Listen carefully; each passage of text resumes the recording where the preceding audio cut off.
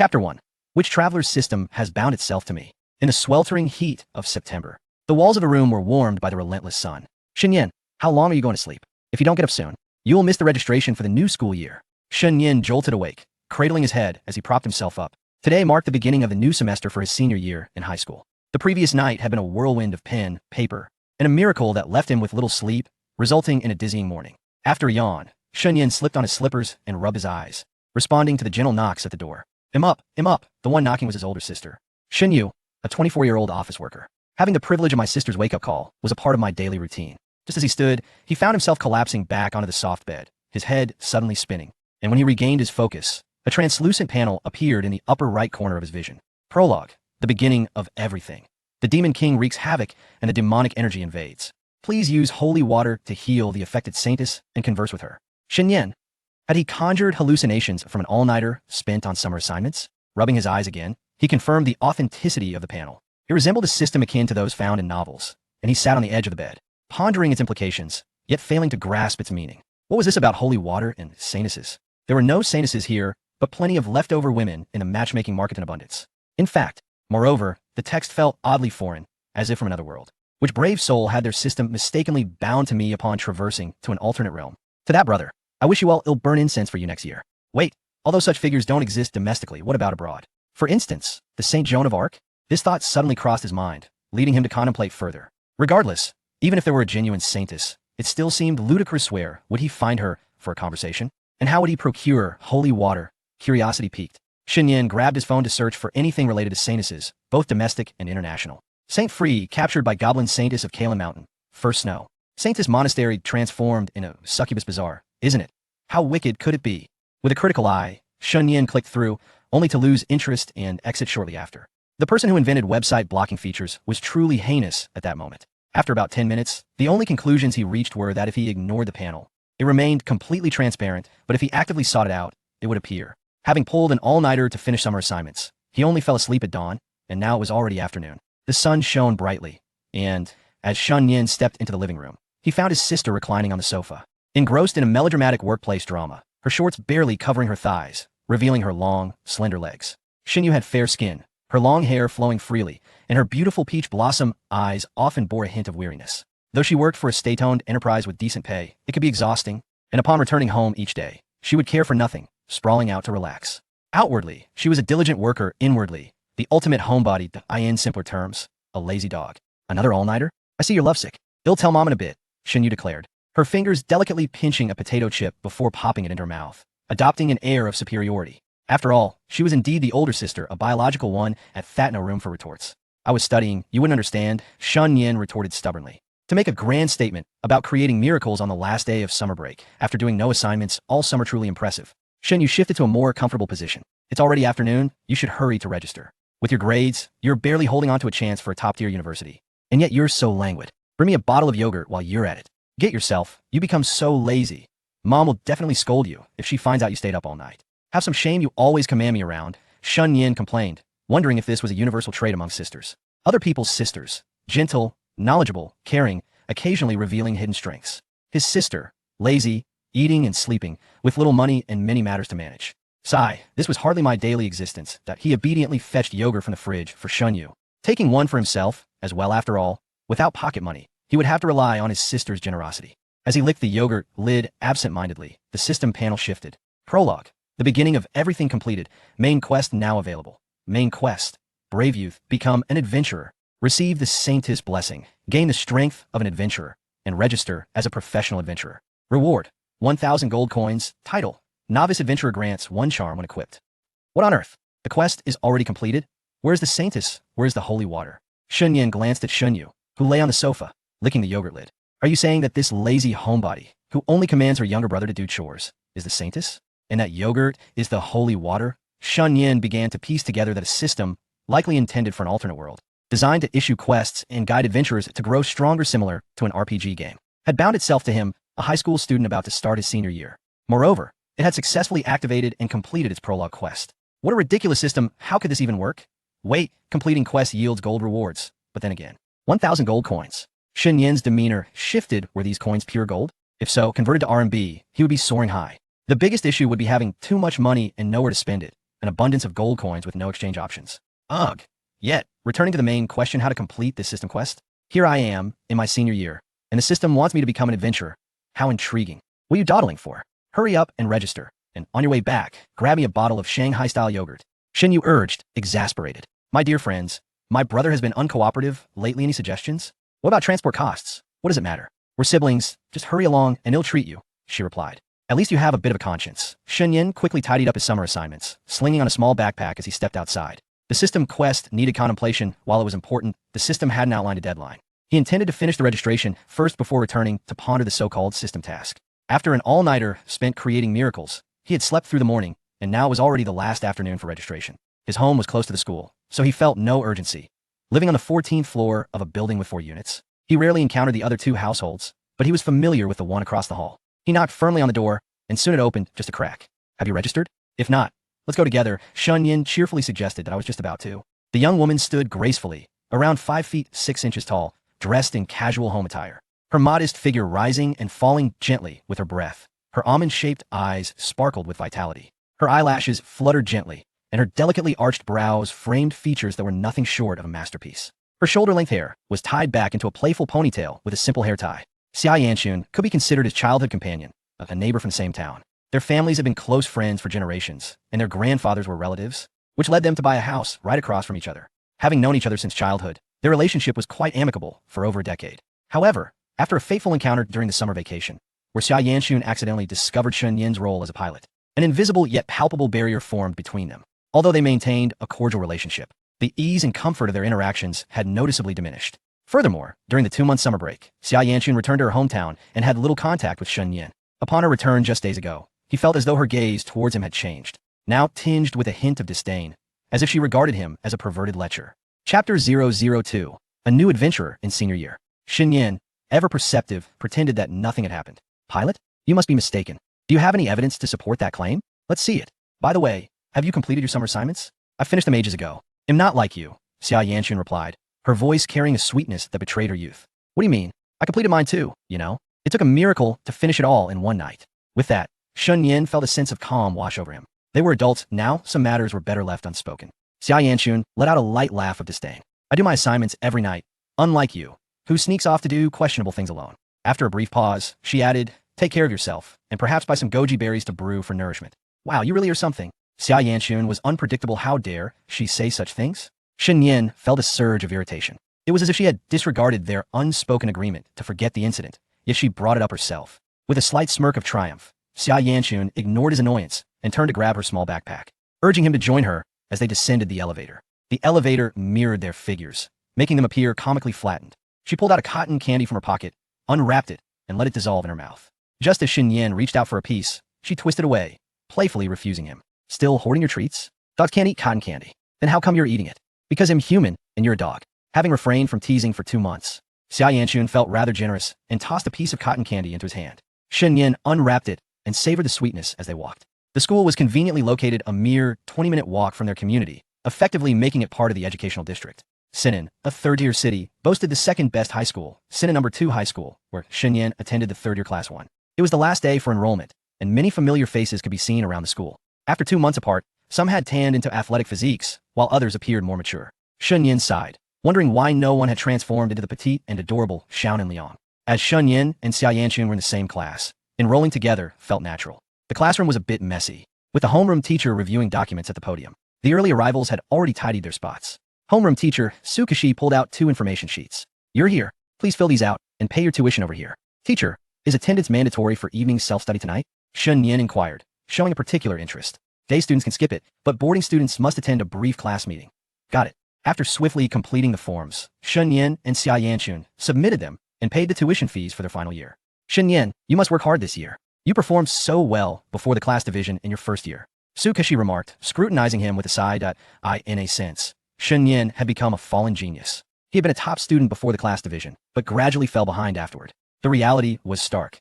In a high school where most students were on the same academic level, some thrived while others succumbed to despair. Though Shen Yin did not fit the mold of self-destruction, he was not far from it. The disparity between consistently ranking in the top 10 and struggling to secure a place in a reputable university was immense, and he knew it well. Scratching his head, Shen Yin replied, Sure, teacher, no problem. I completed all my summer assignments this time. I used to never do them, betting on the fact that you wouldn't check. How dare you say that? Sukashi chuckled in exasperation. Xia Yanchun chimed in. I bet you left them all for the last day to finish in one go. Big guts. Have you ever spoken a single lie? Look, teacher. All right, tidy up your desks. We'll be switching seats for tomorrow's class meeting. After organizing their desks, Shen Yin and Xia Yanchun exited the classroom. Feeling somewhat dejected, Shen Yin lamented that during the most leisurely summer break, the system was absent. Now that school had resumed, it had returned. Yet, as a senior, his free time was severely limited, making it difficult to complete any tasks. The system was utterly ungracious. What's wrong? Xia Yanchun asked, puzzled, as she absent-mindedly fiddled with her hair. Shen Yin remained silent, his gaze fixed on her, occasionally stroking his chin or furrowing his brow. Between him and Xia Yanchun lay an unfortunate, thick barrier of system interface. Main quest, Brave Youth, become an adventurer completed title. Newbie adventurer automatically equipped. Unlock main quest, Courage is humanity's anthem. Defeat a beginner monster for the first time. Reward, 1,000 gold coins. What? In the span of merely 30 minutes, he had merely registered. The quest was completed? Are you saying I became an adventurer just by signing up? The sister is a saint. The yogurt is holy water. Is successfully enrolling for the new semester equivalent to becoming an adventurer? Hockey system. Even if it means burning oneself out, you insist on forcing an operation in this erroneous world? His attention turned to the system's rewards. Where are my gold coins? Shen Yin rummaged through his pockets and suddenly realized that the system lacked a storage feature. Where would the gold coins earned from completing tasks be stored? Surely, they wouldn't be kept in the warehouse of some otherworldly traveler. What a joke. Although I may have bested your system, you've taken my gold coins. Buzz. His phone vibrated in his pocket. Upon checking, he found that his mobile banking balance had surged from 6.37 yuan to 1,006.37 yuan. The transfer source was blank, the note was empty, and the transaction time was just moments ago. Could this be the gold coins the system spoke of? So, they were deposited directly into my account? If only I had known sooner, I wouldn't have misjudged you, system. The title of Newbie Adventurer was automatically equipped, granting him an increase in charm by 1 point. Yet, Shen Yin felt no discernible change glancing up. He noticed no peculiar title hovering above him. It was truly baffling. Oh, you notice anything off about me? Shen Yin asked, adopting a serious demeanor as he stared at Xia Yanchun, who had walked a couple of meters away. Xia Yanchun furrowed her brows slightly, scanning him from head to toe. After 2 months apart, he seemed to have become even more foolish, more juvenile, and more ridiculous. Was this something she could articulate? Seeing Xia Yanchun staring at him in silence for a while, Shen Yin grew anxious. For instance, have I become more handsome or something? No change? None. Still as ugly as ever. You speak nonsense with your eyes wide open. I'm not joking. Have I truly not changed? Yes, fine. From a normal person to a fool. You really ought to have your sister take you to see a psychologist. Rolling her eyes, Xia Yanchun began to regard Shen Yin as a simpleton. More handsome? While he is not unattractive, such self-admiration is excessive. Who instilled this audacity in you, Liang Jingru? Shen Yin felt perplexed. Wasn't the promise of an increase in charm supposed to be true? Xia Yanchun, having played with him since childhood, should be able to discern any changes. However, Shen Yin soon found solace in his thoughts. If one's charm was already at its peak, then any additional enhancement would not manifest in visible change. It made sense. It must be that way, that a charm level at its zenith is undeniably me. Chapter 003. Side quest. Having skipped his meal, Shen Yin decided to treat Xia Yanchun to dinner on his way back to the community. There was no ulterior motive. After all, a gust of fortune had blown 1,000 yuan his way, and it felt unsatisfactory not to spend a bit of it.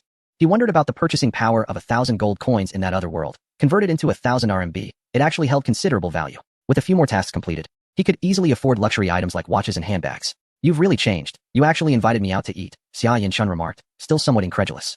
Looks like you've come into some money. Where have you been? She inquired, half believing him. Just catching the wind, he replied. After their dinner, Shen Yin made a detour to buy milk tea, also picking up a cup for Xia Yanchun. Consider yourself fortunate to have a friend like me, he teased. As if I've never treated you before, she retorted, and their playful banter continued as they made their way back to the community. The neighborhood was somewhat older, lacking the grandeur of upscale developments. The security was merely an elderly guard, and passing by the booth often brought the scent of smoke, though no one complained.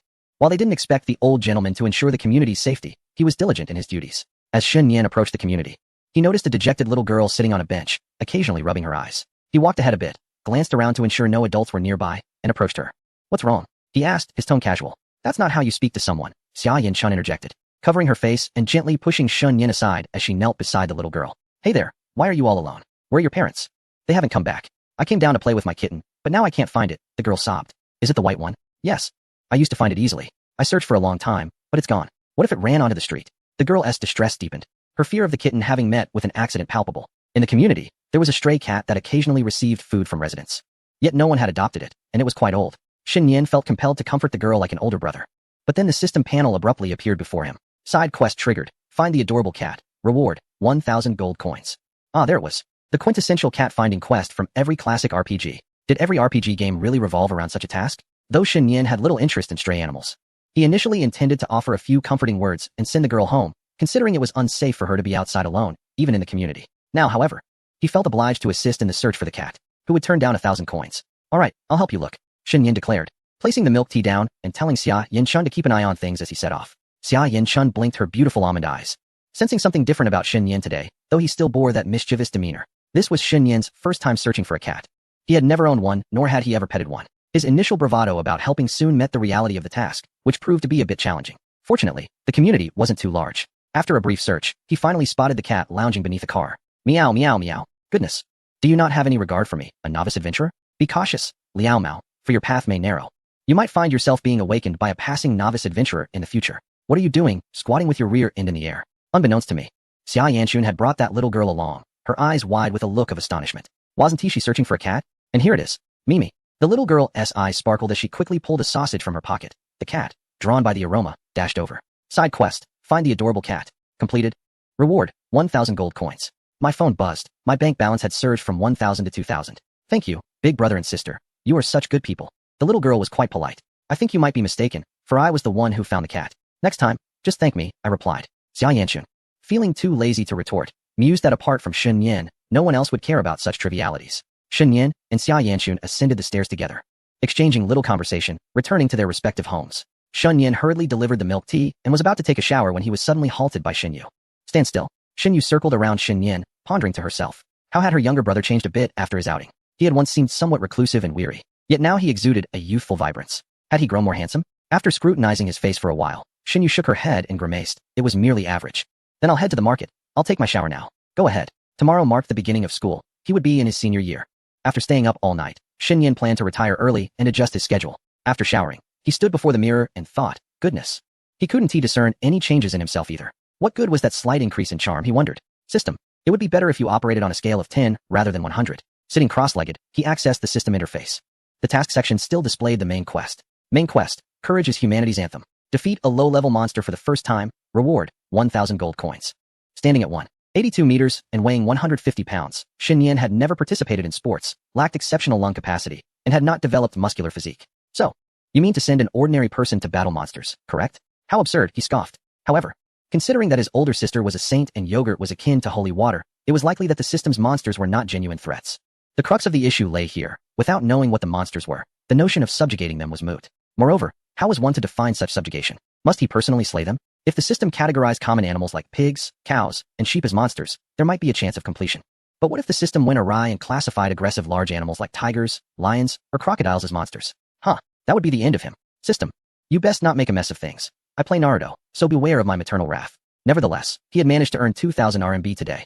The system's rewards were neither excessive nor insufficient. At least for this senior year, he need not worry about spare change. The next day, Monday, Shen Yan rose early and descended the elevator alongside Xia Yanchun. Last night, I did not sleep well, staying comfortably in town. I now have to leave home every morning at 6 as school begins. Xia Yanchun yawned, feeling lethargic, her backpack drooping listlessly. Why do we wake up early every day? She asked. To acclimate ourselves to the future drudgery of life, Shen Yan replied. Xia Yanchun scoffed. I can score 600 even with my feet, while you, despite your utmost effort, can barely reach 500. It is evident you are destined to become a laborer. Is that so? Then I shall surpass you with great determination. He retorted. Are you harassing me? Xia Yanchun, you are truly foolish. Your thoughts are utterly corrupt. Shen Yan struggled to contain himself. Who was being narcissistic here? Is Su Sheng truly that handsome, or are you just infatuated? Despite the reprimand, Xia Yanchun remained unperturbed. Considering that Shen Yan had treated her to dinner and milk tea yesterday, she decided to invite him for breakfast. Rice noodle rolls with meat and eggs, 2 steamed buns, 2 marinated eggs, and a serving of soup dumplings. Are you a pig? Eating so much, she remarked, already feeling full just by looking at the spread. Shen Yan said nothing, merely indulging in his meal, walking and boasting simultaneously. After finishing, he resumed his chatter. Do you think there will be transfer students in the new grade? Perhaps, who can say for sure? What if a blonde heiress becomes my new desk mate? That would be interesting. Idiot. Shen Yan felt the urge to curse, but swallowed the words. A grin spread across his face, a charming smile that made Xia Yanchun uneasy. How could he be so cheerful after being scolded? Had he developed some strange penchant? Goodness, how had Shen Yan changed in just 2 months?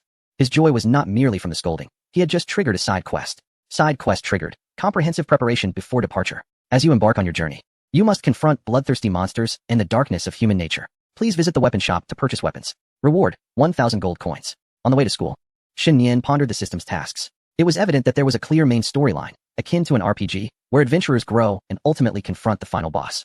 Side quests required certain triggering conditions, though this remained a conjecture. His thoughts focused on the tasks ahead. Not only must he slay monsters, but he also needed to acquire suitable weapons. Could a kitchen knife suffice against monsters? Perhaps he could find time to purchase one from the supermarket. Xia Yanxun, may I ask you something? Go ahead. What do you think is the closest creature to a monster in our world? Are you contemplating writing a novel? No. Just a random thought. Although Xia Yanxun scoffed at his musings, she responded, lions and tigers, I suppose. Then tell me, if I took a kitchen knife into the wilderness to confront a tiger, what would my chances be? 3 out of 10, Xia Yanxun added. You'd only fill the tiger's belly a third. Nonsense. If I were full, I could feed the tiger 4/10. At school, freshmen clad in military training uniforms were ubiquitous. Xin Yan thought to himself, this week, it seemed impossible to get a taste of the cafeteria's delicious roasted chicken leg.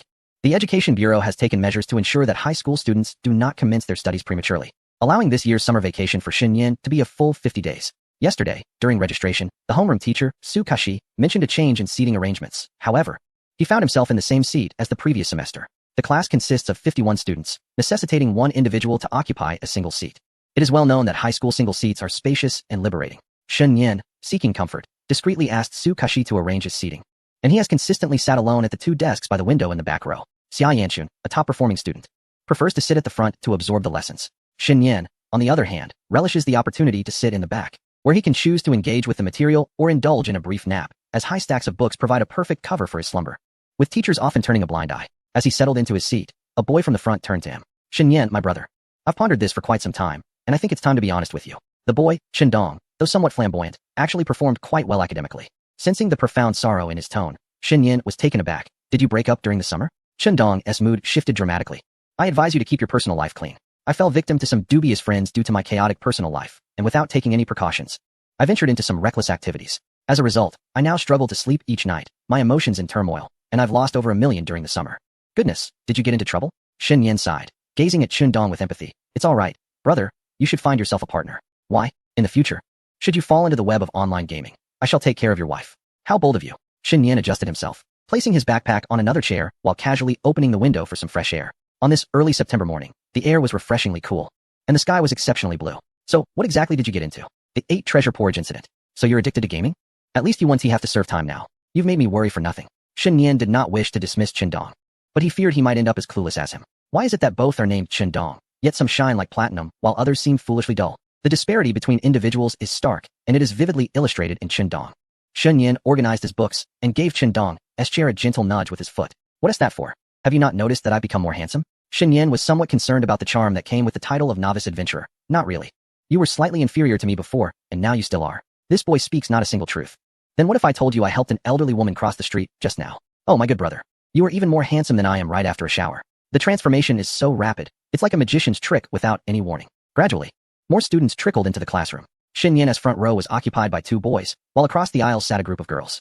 Shen Yan was not particularly fond of this seating arrangement. It felt constrictive. How delightful it would be if Chen Dong were swapped for a girl. He chuckled to himself. Shen Yan shares a pleasant rapport with most of his classmates. During vacations, he is a reclusive homebody, while at school, he embodies the benevolent role of a central air conditioner, engaging effortlessly with both boys and girls. Although he plays this amiable role, there are a few difficult personalities in the class with whom he chooses not to engage, deeming it unnecessary. During the 15-minute break after the morning study session, many students still struggling to adjust to the new schedule often find themselves dozing off the moment the bell rings. Shen Yan, having deliberately adjusted his routine the previous night, feels wide awake at this moment. Bro, I came a bit hastily and forgot to buy a pen and notebook, Chen Dong remarked, observing Shen Yan spinning his pen.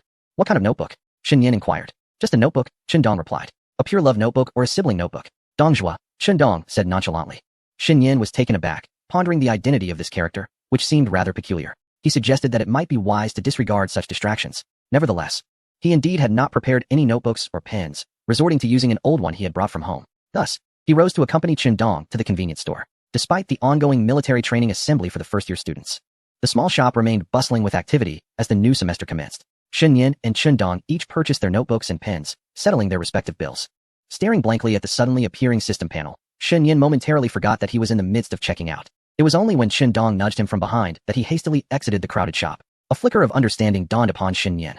The new semester registration signifies the start of his journey as an adventurer, and pens and notebooks serve as weapons against the monsters that are the exams. As the ancients said, the examination hall is a battlefield, and the pen is the weapon. Could it be that the assignments and test papers are what the system refers to as monsters? The first 2 points are compellingly suggestive, and with his intellect, It is natural for him to ponder this direction. Huh, you rascal, he thought to himself. Chapter 005. I thought that Sunder childhood friend really disliked me.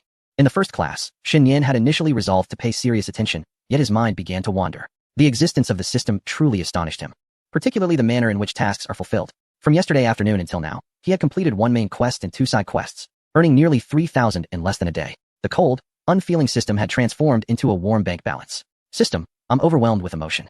I adore you and wish to form a band with you for a lifetime. As the teacher lectured from the podium, Shen Yan felt drowsy. Resting his face in his hands, his eyes half closed. In the blink of an eye, he found himself transported to the second class. Despite having sufficient sleep, the moment the English teacher took the stage, his eyelids grew heavy. He belonged to the realm of specialized subjects, scoring around 40 to 50 in English, 140 in mathematics, while his physics and chemistry grades were satisfactory, maintaining an overall score of approximately 550. Having a single desk was advantageous, except for the absence of a deskmate to keep him accountable, which was a downside. Every high school student experiences bouts of fatigue, and without a fellow student to mutually encourage diligence, it is all too easy to fall into decline. During the long break, Shen Yan leaned against the window for a moment, welcoming the early autumn breeze as it caressed his face. As if connected by a telepathic bond, Shen Yan turned around just in time to lock eyes with Xia Yanchun, who was approaching with a pink water cup to refill. The water in the dispenser bubbled continuously. Xia Yanchun glanced up and shot him a look, questioning his stare. What's the matter? Come on, let us enjoy the breeze together, he suggested. No thanks. Standing with you would only make me feel foolish, she retorted. Initially, she intended to relax, so she acquiesced to his invitation, joining him by the window. The wind tousled her hair, and a familiar fragrance lingered at Shen Yan's nostrils. Elementary school texts often liken spring to a maiden and autumn to a lady, claiming that the autumn breeze caresses one's face as if touched by the hand of the autumn goddess. Indeed, it is quite poetic. Those early authors who crafted such analogies were undoubtedly cultured. Shen Yan touched his face, pondering, am I now being molested by the autumn goddess? How could such a remarkable person exist in this world? Xia Yanchun rolled her eyes, musing whether Shen Yan was born upside down, given his peculiarities. The pink cup was equipped with a straw, and as Xia Yanchun sipped from it, her peripheral vision caught the open English workbook on Shen Yan's desk. Once, he had excelled academically, but gradually, he fell behind, particularly in English, where his performance plummeted. She understood his struggles. Since middle school, his English grades had been in decline. She had witnessed his earnest attempts to study, yet no matter how hard he tried, his grades offered no positive reinforcement, dwindling from 100 to 90, then 80, and finally to 60. Now, his score of 40 or 50 seemed to be merely a stroke of luck, with no room for further decline. She had previously urged him to memorize vocabulary, but all he had replied was his resignation toward the subject. After a period of struggle, he had succumbed to despair, choosing to invest his energy in other subjects where he could excel rather than waste time on English. Unfortunately, even those subjects began to falter. Now, the workbook bore signs of completed exercises, leaving Xia Yanchun in disbelief. Oh, are you finally going to put in some effort? She teased, both skeptical and hopeful. As a childhood friend, it warmed her heart to see Shen Yan potentially finding his way back. What can I do? It's senior year. I have to study, right? Shen Yan closed the window and returned to his seat, expressing his frustration. That's more like it. You have great potential for improvement in English. Shut up. You're being too talkative, he replied, pointing at her in jest. I'm just speaking the truth. I've been caught in the system. My grades refuse to rise. You've savored all the sweetness in the past 2 years, Xia Yanchun remarked without mercy. Shen Yan fell silent. Studying is much like romance. You pursue it, investing time and money, yet it continues to elude you. No matter how much you cherish it, there comes a day when both time and resources run dry. When hope is absent, relentless effort can seem rather comical. In high school, those who perform well flourish, filled with aspirations for the future, while those who struggle often resign themselves to the present. Ironically, it is those who linger in mediocrity who suffer the most. They toil, strive, and endure hardship. Yet their scores remain trapped in a stagnant middle ground, unable to rise or fall, caught in a painful limbo of discontent and powerlessness. The pride of an academic achiever is something he understands, as are the struggles and helplessness of the average student. This is Shen Yan. With a hint of frustration, Shen Yan remarked, forget it, it's pointless to explain things to someone like you who excels academically. Alright, you're also quite diligent, so keep up the good work. I believe you can definitely succeed.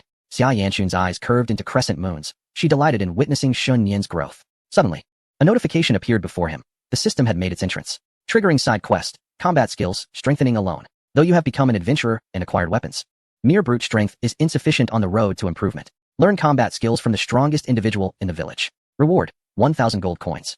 Increased efficiency in learning combat skills. Limited time, 12 hours. You? Shen Yan gazed at Xia Yanchun, incredulous. You're considered the strongest in the village? Indeed. Xia Yanchun was the top student in the entire grade. Shen Yan could challenge her in numerous ways, save for her academic prowess. He couldn't muster a retort against her brilliance. According to previous speculation and the system's tendencies, it seemed that combat skills referred to the learning process. This system was rather game-like. If games had experience cards, surely the system required them too. An increase in learning efficiency, was it automatic? Did it activate the moment it was opened? Stifling a laugh, Shen Yan suggested, Xia Yanchun.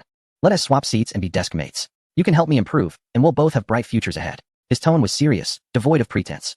Birds of a feather flock together, Shen Yin. I encourage you, and you wish to drag me down with you? Was your earlier kindness merely a facade? It seemed that the once adorable childhood friend, who had exhibited a tinge of tsundere affection, now harbored a certain disdain for him. Intriguing. Who would like someone as foolish as you? If I didn't give you a good kick, it would be a great mercy. Could I kick you without shoes?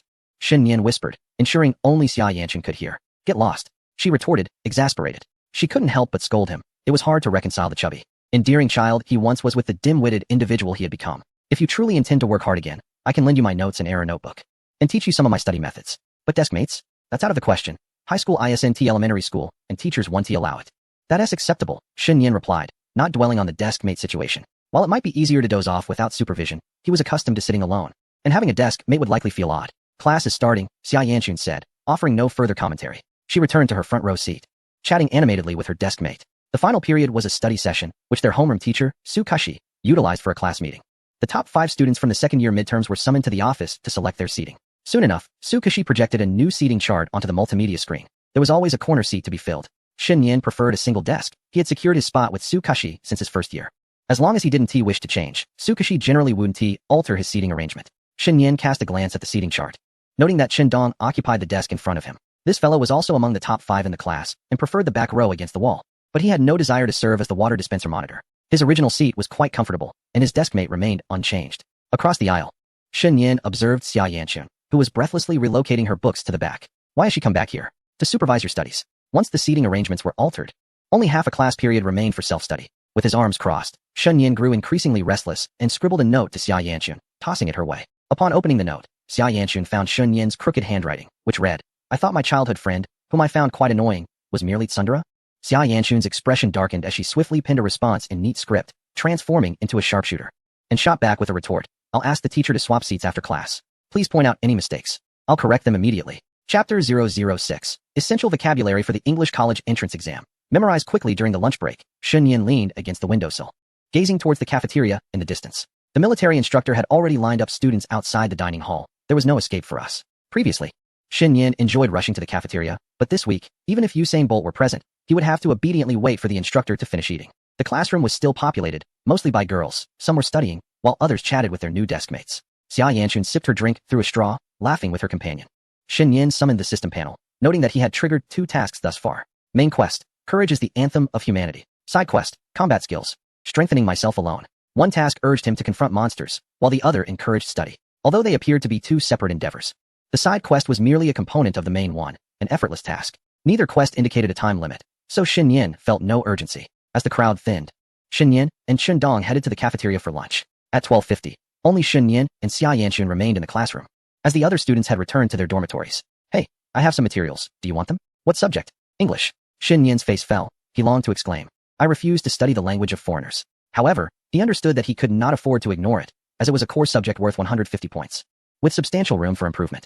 Hand it over. Here. Xia Yanqun tossed him a copy of 3,500 words for the English college entrance exam, along with her notes on frequently tested grammar. If you memorize all of this, and your English score isn't at least 120, I'll eat a strawberry sundae. Are you planning to eat and take? Humph. With my notes, you can secretly rejoice. At Cinnamontown Secondary School, the teaching pace was rapid. First and second year students were required to complete the entire curriculum for high school within those 2 years, leaving the third year for review.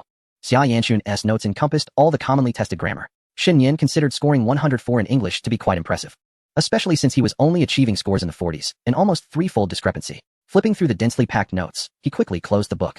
He admired her ability to create such comprehensive notes. His own mathematics scores were strong, yet his notes were confined to his mind, with only 4 or 5 pages of corrections. Indeed, it was best to take it step by step, beginning with vocabulary. Let us commence with the vocabulary. I am here to oversee your progress. From this moment forth, you must memorize daily, and I shall conduct surprise evaluations. Have you assumed the role of a teacher? Shen Yin scoffed. If you wish to disregard it, so be it. Return my notes. Your notes are quite commendable, yet they now belong to me. Her almond-shaped eyes were filled with exasperation, and Xia Yanqun was genuinely taken aback, feeling that Shen Yin's attitude lacked the seriousness required for learning. Should Shen Yin merely profess effort verbally, while remaining half-hearted in her studies, Xia would no longer concern herself with Shen Yin's academic endeavors. Faux diligence may deceive rivals, but one must not fool oneself. Sinan is merely a third-tier city, and educational resources for primary and secondary schools are exceedingly limited. There are several high schools, yet only 3 exemplary ones, with Sinan number 2 high school being among them. Fortunately, there exists a 985 university locally, followed by second-tier institutions. Although rumors circulate regarding some schools aspiring to elevate their status to first tier, little progress has been made. Shen Yin's grades hover in that ambiguous space, neither reaching the first tier threshold nor declining, leaving her future prospects confined to attending university in another locale. I must say, if you do not exert more effort with your current grades, you shall only be left with the option of a first-tier university abroad. I am trying truly. Urging me is futile. The most pressing matter at hand is sleep. Shen Yin piled her books in the center, using them as a makeshift pillow, preparing to slumber. Sleep is of paramount importance for high school students. Without a midday rest, one risks becoming utterly drained by afternoon. Xia Yin-chun remained silent, retrieving a small pink pillow from her backpack and laying down beside Shen Yin. In the afternoon, the campus was alive with the rustling of tree shadows. The chirping of insects filled the air, occasionally interrupted by the jarring sound of tires rolling over asphalt, which, while harsh, somehow coaxed deeper slumber from the dreamers. At 2:10, the school bell rang, heralding the start of the music. Tomorrow will be better, ordinary road, the vast sea and sky. Youth. How does this achieve nationwide uniformity? Separated, you stand as this, thumbs up. Together, you are this, thumbs down. Shen Yin went to the restroom to splash water on her face, feeling considerably more awake. Xia Yin-chun also stirred, though still somewhat dazed, her hair caught at the corners of her mouth, oblivious to her awkward posture. Legs crossed and hands resting in a daze. Many girls enjoy purchasing wet wipes, and Xia Yin-chun was no exception. After refreshing her face with a wipe, her previously fatigued features gradually regained some vitality. Turning her head, she was astonished to find Shen Yin leaning back in her chair, reciting English vocabulary. She must still be groggy. Well, she had to admit that Shen Yin was genuinely attempting to study diligently. A wave of relief surged from within her. After all, she had watched Shen Yin grow up. One could consider her half a mother. Witnessing Shen Yin's earnest efforts was undoubtedly gratifying. Wait, does this imply that Shen Yin is her half-father? Xia Yin-chun's expression grew serious as she hastily severed that peculiar familial connection. Such strange relationships were unnecessary.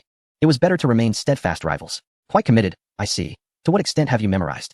Xia Yin-chun stood earnestly beside Shen Yin, clearing her throat. Shen Yin frowned. Could you please drink some water? Your breath stinks after just waking. Do you believe yourself to be a fairy? Xia Yin-chun covered her mouth and exhaled, her delicate face tinged with a blush of embarrassment. Although she had not caught a whiff of it, she still took a couple of sips of water. Is it still smelly? She asked after she exhaled. Actually, I was just teasing you. Shen Yinlong stifled a laugh. With your lack of charm. If you ever find a partner, I'll eat my words. Are you trying to trick me into giving you food and drinks? A hint of irritation began to surface. I mustn't be angry. Anger shortens one's life. Xia Yanchun patted her chest, her emotions gradually settling down. Her gaze towards Shen Yin shifted from that of a normal person to one of bemusement. Where have you memorized up to? She inquired. I've only gone over a few. I'll memorize more during self-study later. I know several English words that frequently appear in the Gaokao. Would you like to know? Shen Yin's eyes lit up with a smile, intrigued by the prospect of such words. Xia Yanchun's eyes sparkled with delight at Shen Yin's eagerness for knowledge. As she anticipated what she was about to say next, she could hardly contain her laughter, her lips curving into an enchanting smile. Ah, do you want to know? Speak quickly. She teased Shen Yin's curiosity. Xia Yanchun deliberately paused, her soft lips parting. The word appears 1,500 times, of 842 times, and in 573 times. And so on. Shen Yin remarked, no wonder you're from my hometown.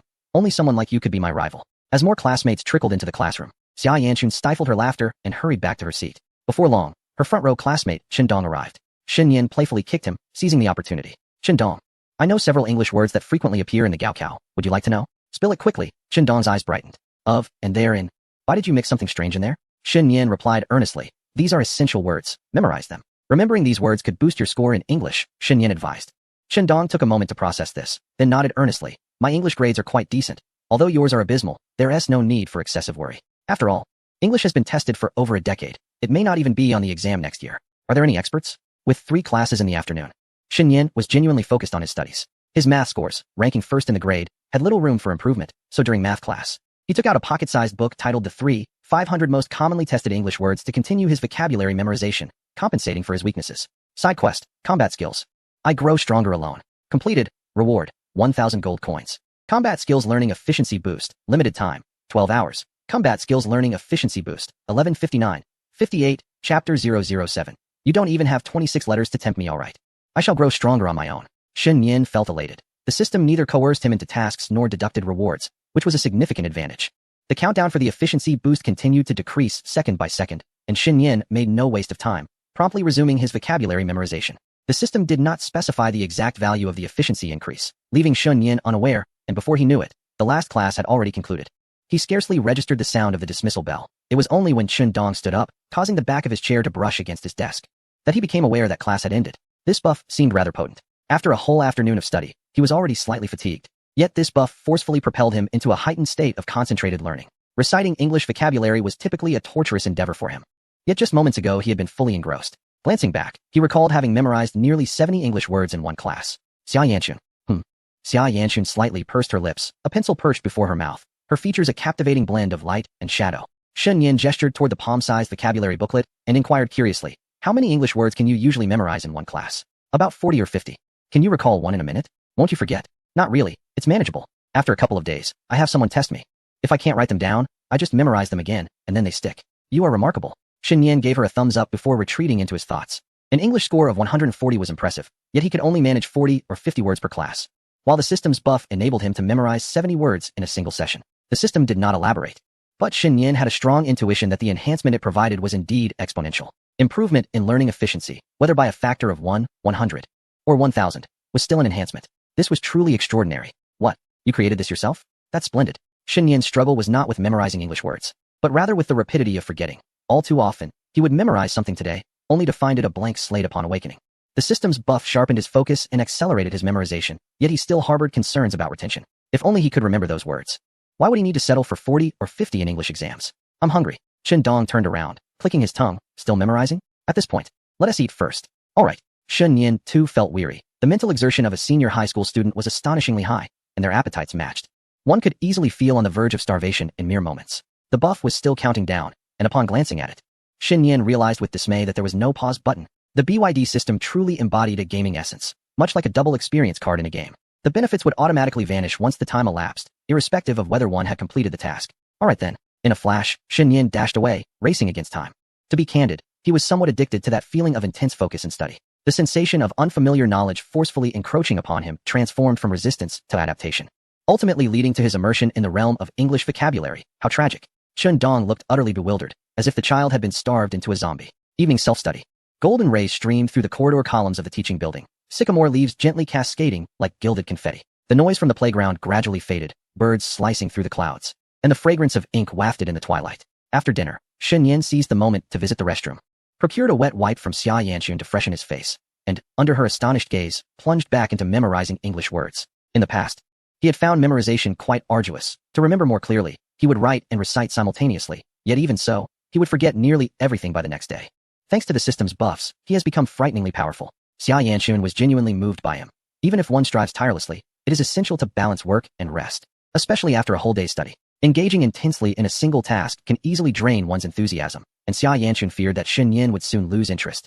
Succumbing to fleeting fervor, she attempted to converse with him, but Shen Yin paid her no heed, utterly absorbed in his studies, as if the world had muted itself, leaving only the sound of his pages turning. Hey, I'm talking to you. Xia Yanchun frowned and tapped on the stack of books before him. Bold of you. Shen Yin was incensed. How dare a mere 36D long-legged beauty interrupt his studies? Are you deaf? No. If you have something to say, speak up. I'm studying, he retorted. You should stop studying, she countered. You were the one urging me to study, and now you want me to stop. What a contradiction. Shen Yin shook his head and scoffed. In my eyes, you aren't even as enticing as the 26 letters of the alphabet. Xia Yanchun couldn't help but laugh in exasperation. Then study on your own. Let us see how long you can keep this up. She took a seat, resolute not to glance at Shen Yin again that evening. At 10:30 that night, the class bell rang, signaling the end of a long Monday. She truly refrained from looking at Shen Yin. Even sneaking a glance would have felt like a distraction. Moreover, Shen Yin had buried his head in his pile of books for the entire evening study session, rendering his face invisible. Xia Yanchun slung her small backpack over her shoulder and moved closer to him, declaring, if you don't move, I will. Wait, I'm leaving. Shen Yin said as he stuffed his vocabulary book into his pocket. Time cannot be paused, and it must not be wasted. On the campus path, Xia Yanchun found it rather exaggerated. The normally indifferent Shen Yin was now clutching his vocabulary book even while walking. Had he been stimulated? He seemed truly determined to make an effort. She squinted her almond-shaped eyes. How far have you gotten? I'll quiz you tomorrow. I've reached this point. Shen Yin flipped the pages he had memorized for her to see. So quickly? Do you think it's possible that I've always been too lazy to study? But once I take it seriously, I can outperform everyone? After all, during the parent-teacher meeting in sophomore year, the homeroom teacher said I was clever, just not diligent. The homeroom teacher mentioned this to Huang Chun as well. Huang Chun was the athlete of the class, dark-skinned with white socks, who enjoyed basketball and often pretended to shoot a drink bottle into the trash bin during class. He scored 308 points in the sophomore final exam. Never mind. I can't explain anything to someone like you. Shen Yin fell silent, engrossed in his memorization. Xia Yanchun chose not to say anything further. Whether he was genuinely committed to learning would be revealed in tomorrow's test. Real effort or mere self-deception, only Shen Yin knew the truth. He could fool himself, but not the grades. She decided to trust him for once. Upon returning home, he showered, retreated to his room, and studied. Shen Yin's determination was something even Shen Yu could not muster. At 4 a.m, Shen Yu emerged to relieve herself and noticed the faint glow seeping through the crack of Shen Yin's door, prompting her to scold him. Shen Yan, are you trying to kill yourself? Staying up late every night. Are you even going to class tomorrow? I told you to listen. If you don't, I'll have mom come to deal with you, believe it or not. The faint creaking of the soft bed echoed from within the room. Shen Yu was filled with a mix of anger and frustration, yet she hesitated to enter the room. Her voice was not soft, but Shen Yan did not respond. Likely because he truly could not hear her. Who knows if he was inside wearing headphones, engrossed in some activity. The child has grown. The adorable little brother who once followed her around, begging for sweets, is now a distant memory. She returned to her room, sitting idly on the edge of her bed. Tomorrow she had to work, yet her drowsiness had nearly vanished. She took out her phone and began to type a message to Shen Yan on QQ. Shen Yu, shouldn't you be mindful of the time? Have you even looked at the clock? You still have classes tomorrow. Shen Yu, take care of yourself, you little rascal. Shen Yu, staying up late is detrimental to your health. Chapter 008, Study Materials from the West at 6 o'clock, dawn broke. Shen Yan emerged from his room, sporting dark circles under his eyes. He mechanically brushed his teeth and washed his face, applying a cool cloth to his eyes for quite some time before he finally shook off the remnants of a sleepless night. The effectiveness of his battle skills learning efficiency enhancement had expired before 5 in the morning, with 6 o'clock approaching. Sleeping for merely an hour would only leave him feeling more lethargic, perhaps even with a headache, so he decided to push through the night. In his final year of high school, the combination of all-nighters and study sessions was indeed rather excessive. Originally, his study time was already maximized, and now he was using his rest time for studying. There are no geniuses. I merely utilized my rest periods for learning. Mr. Zhou Shuren had passed a century before my birth. Was it a case of king not meeting king, or did he wish to avoid my brilliance? As he prepared to leave, he noticed the messages Shen Yu had sent him. What could it mean? It felt rather strange. Shen Yu was still asleep. So he casually replied with an emoji and, at 10 minutes past 6, slung his backpack over his shoulder and stepped out of the house. Coincidentally, he and Xia Yanchun opened their doors simultaneously, clad in a blue and white short-sleeved shirt and black trousers, with her hair styled in a small ponytail that bobbed rhythmically as she walked. Xia Yanchun noticed the thick dark circles under Shen Yan's eyes and immediately inferred that he had stayed up late once again. Is it another fleeting obsession? She wondered aloud. What's wrong? Do you have something on your face? Shen Yan rubbed his chin. You must have been up all night again. Are you spying on me? He retorted. Even if you were Wu Yanzu, I wouldn't give you a second glance, let alone spy on you. Xia Yanchun rolled her eyes, pondering if all boys were inherently this self-absorbed. She pressed the elevator button, thinking it ridiculous that he was still up late in his final year of high school, showing no signs of diligent study. Wasn't it enough to study at school? Must he return home to pull all-nighters?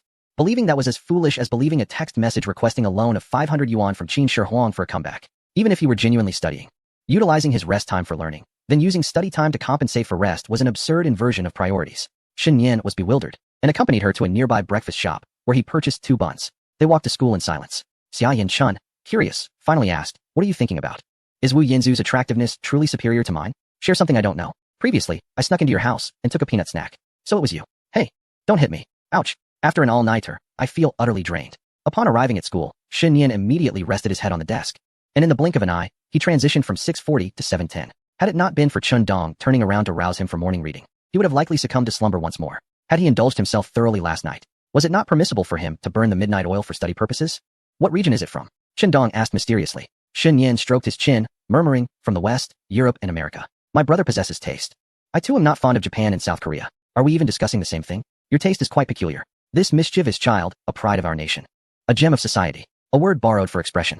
During morning reading, teachers would conduct inspections, so despite Shen Yan's drowsiness, he needed to muster his spirits. Since the first-year students were to undergo military training, the second and third-year students were exempt from morning exercises this week, allowing ample time between classes.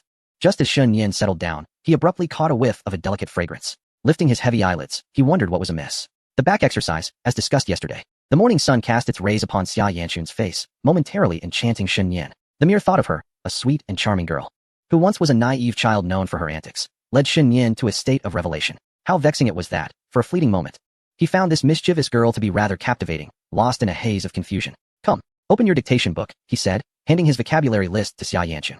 She assumed the role of a little teacher, her rosy elbow gently resting upon the pile of books before Shen Yan. Ability, Ningli, Tuna. Abolish, Fichu. Abrupt, Turan, Tangtu. With each word Xia Yanchun recited, Shen Yan inscribed it in his dictation book. Typically, he would forget everything after a nap. Yet the words he had memorized yesterday remained vivid. The moment she spoke, the corresponding words sprang to his mind, effortlessly conjuring their spellings. The sensation of being an English prodigy was exhilarating. The system's buff was undeniably remarkable, akin to a game. It did not directly elevate one's level, but rather required practice to achieve such advancement, merely enhancing the experience gained from defeating monsters. With diligence, one could indeed elevate their level, but without effort, rewards remained mere tokens. A minor endeavor does not equate to a venture. As Xia Yanchun called out 30 words, Shen Yan flawlessly transcribed each one. Take a look, he said with a mischievous smile, grinning like a specter. Xia Yanchun rolled her eyes playfully, promptly verifying each word. Her almond-shaped eyes widened in astonishment. He had gotten them all correct. You truly have awakened your intellect? Doubt me? It's just that you hardly seem the type to study earnestly, especially after a late night. I excel in learning within my dreams. Who are you to interfere? Let me be, for I wish to sleep. Xin Yan tucked away his dictation book, repositioning the stack of books to obscure the right and front views, ensuring that his slumber during class would not be too conspicuous. Although teachers could easily detect such slumber, overtly sleeping would be a blatant disregard for their authority. Sleep will not claim you.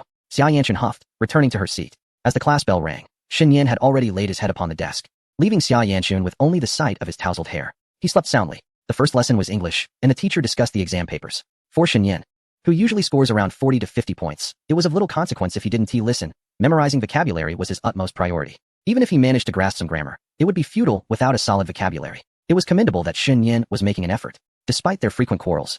Xia Yanchun genuinely wished for Xin Yan's improvement. Life was indeed becoming increasingly promising. Xin Yan dozed off until the large break. And the last 2 periods were Chinese class, with Sukashi. Sleeping openly in her class would be disastrous. After washing his face and using the restroom, Xin Yan leaned against the corridor, enjoying the breeze. The wind in the senior year seemed imbued with the fragrance of books. But seriously, who the hell eats chives in the morning? Shaking off his drowsiness, Xin Yan plopped down in his chair, suffering from severe sleep deprivation, and his head was pounding painfully. His eyelids felt heavy, and he was slightly dizzy, utterly exhausted. Yet, the thought of having memorized 600 to 700 English words overnight, most of which he could hardly forget, made him smile contentedly. In Chinese class, Xin Yan forced himself to stay alert. Sukashi, the homeroom teacher, was quite responsible, usually amiable and cheerful. However, anyone daring enough to sleep in her class would have to stand at the back. Just a fleeting sense of drowsiness. Do you wish to challenge my formidable and unwavering willpower? You underestimate me, don't you? Allow me to show you my true caliber. 5 minutes later, Sukashi pinched the back of Xin Yan's neck, her tone frosty. So, you're sleeping in class, are you? Stand at the back until you're more awake. Teacher, I am merely trying to learn, Xin Yan protested weakly. I've been watching you for several minutes. Understood, teacher, Xin Yan conceded. Rising and stepping back to move from the front to the back of the last row, he noticed that Dong, that rascal, was still stifling laughter. Dong, do you find this amusing? You can join me at the back. Dong. The smile had not vanished. It merely shifted from Dong's face to Xin Yan's. It was somewhat embarrassing to be standing alone, but with a good friend alongside, the situation felt entirely different. Dong, let me ask you something. How should a girl compliment a charming young man who resembles a little puppy? The school hunk? Appa? Wrong. It's adorably charming. Huffed. Sukashi frowned. What are you two chattering about? Dong, you should be outside. Turning around, Dong met Xin Yan's naturally mischievous smile. Rest assured, brother. I've got your back. Will you stab me in the back? Chapter 009. Not a word about being lecherous? After enduring 5 classes in the morning without eating, Xin Yan quickly bought a bread roll from the vending machine to suffice for lunch and collapsed in the classroom. The 12-hour system buff was both exhilarating and torturous. The influx of unfamiliar knowledge sent his mind into a euphoric state, yet the intense learning left him physically and mentally drained. Despite the loud chatter of girls in the classroom, he slept soundly. When he finally opened his eyes again, it was already 2:20 in the afternoon, and the loudspeaker was playing the endlessly repetitive The Vast Sea and the Sky. Lunchtime was the most tempting time to linger in bed, and the classroom was empty except for Xia Yanchun, who was peacefully sleeping with her head resting on a small pillow, with a slightly plump face. Xin Yan scrutinized Xia Yanchuan for a good 10 seconds, attempting to objectively argue that she was not attractive, yet he found himself at a loss. A sweet, delicate beauty? How terrifying. Xia Yanchuan furrowed her brows slightly, waking up in a daze, her hands lazily hanging over the desk, as if immobilized by an electric current, rendering her posture rather peculiar. Turning her head, she met Xin Yan's gaze, his eyes openly revealing his intent. Are you spying on me? She retorted. Let us not use such harsh words. Spying and scrutinizing are 2 different matters. Xin Yan wore an expression that seemed to say, you shan't tarnish my reputation. Is there a difference? Spying is done secretly, while scrutinizing is blatant. Do you understand? Are you really explaining this? Xia Yanchuan had just woken up. A hint of morning grumpiness evident in her demeanor, and she lightly huffed. You shrimp-headed boy, I'll report you on Zai Hongshu. Come on. I'll report you for the yellow card. You report me on Zai Hongshu. I'll report you on Tieba, and we'll have a magical showdown. Foot strikes are prohibited. What about the off-season Tieba? Xia Yanchuan pouted, ignoring him as she wiped her face with a wet tissue and rinsed her mouth with a sip of water. After a good sleep, I feel rejuvenated. What time did you sleep last night? All night. Can you tell Annie that you like Orland's grilled chicken? What do you mean? If you were to suddenly pass away one day, Annie would likely ask the chef to prepare a dish you enjoy for the big banquet, so I could indulge. Are you cursing me? If I die, I'll become a spirit and watch you shower. When you open your eyes in the mirror, you'll see me hanging behind you. I'll lie beside you while you sleep. Stop talking. Xia Yanchuan was frightened. Victory. Rivals are indeed rivals. It's impossible for rivals to maintain a good relationship. Within 3 seconds of waking, the battle begins. With 3 classes in the afternoon, Xin Yan managed to sleep through 2 of them, finally regaining his vitality, his eyelids no longer as heavy as they had been in the morning. The final class was physical education. Due to the first-year military training occupying the playground, the PE teacher decided to show a movie in class. Xin Yan silently took out his English vocabulary book. An inspirational movie aims to motivate you, And while others are resting during the film, I shall strive to improve myself. How do you respond to that? Serious study starts with me. If I don't study, how will I combat monsters in the future? Gazing at the densely packed English letters, Shun Yin fell into silence. System, please lend me a hand. Without a buff, it's a bit difficult to concentrate. I beg you, don't study anymore, bro, please. The multimedia screen displayed an inspirational film, but Chen Dong was uninterested, wanting to chat with his good buddy. Turning around, he discovered his friend was secretly studying. He was taken aback. After a day of sleeping in class, it was rare to have a movie shown. Yet here he was, studying again. While the thunderous snores of his friend lulled him into a peaceful sleep, the faint rustling of pages kept him awake. I want to improve. Shen Yan stated earnestly. It doesn't seem like an act. Study enthusiast. I simply wish to become better. What is wrong with that? Stop it, Shen Yan. You'll burn yourself out like this. My mind is made up. Why are you being so pretentious? Chen Dong's facade crumbled in an instant. Shen Yan, wordless, continued to study diligently, bearing the title of a study fanatic while overwhelming everyone around him with his relentless pursuit of knowledge. The narrative logic of inspirational films is often predictable. The protagonist is led astray, experiences a moment of awakening, begins to strive for success, and ultimately achieves a remarkable turnaround. This formula is inescapable for any film centered on academic pursuits. Shen Yan does not dislike watching movies. Rather, he has already seen the ones screened by the physical education teacher, often alongside Xia Yin-chun. When his grades began to falter, he found himself in a state of apathy, prompting Xia Yin-chun to invite him over to her home, where she recommended the film Bottom of the Class in an attempt to reignite his motivation.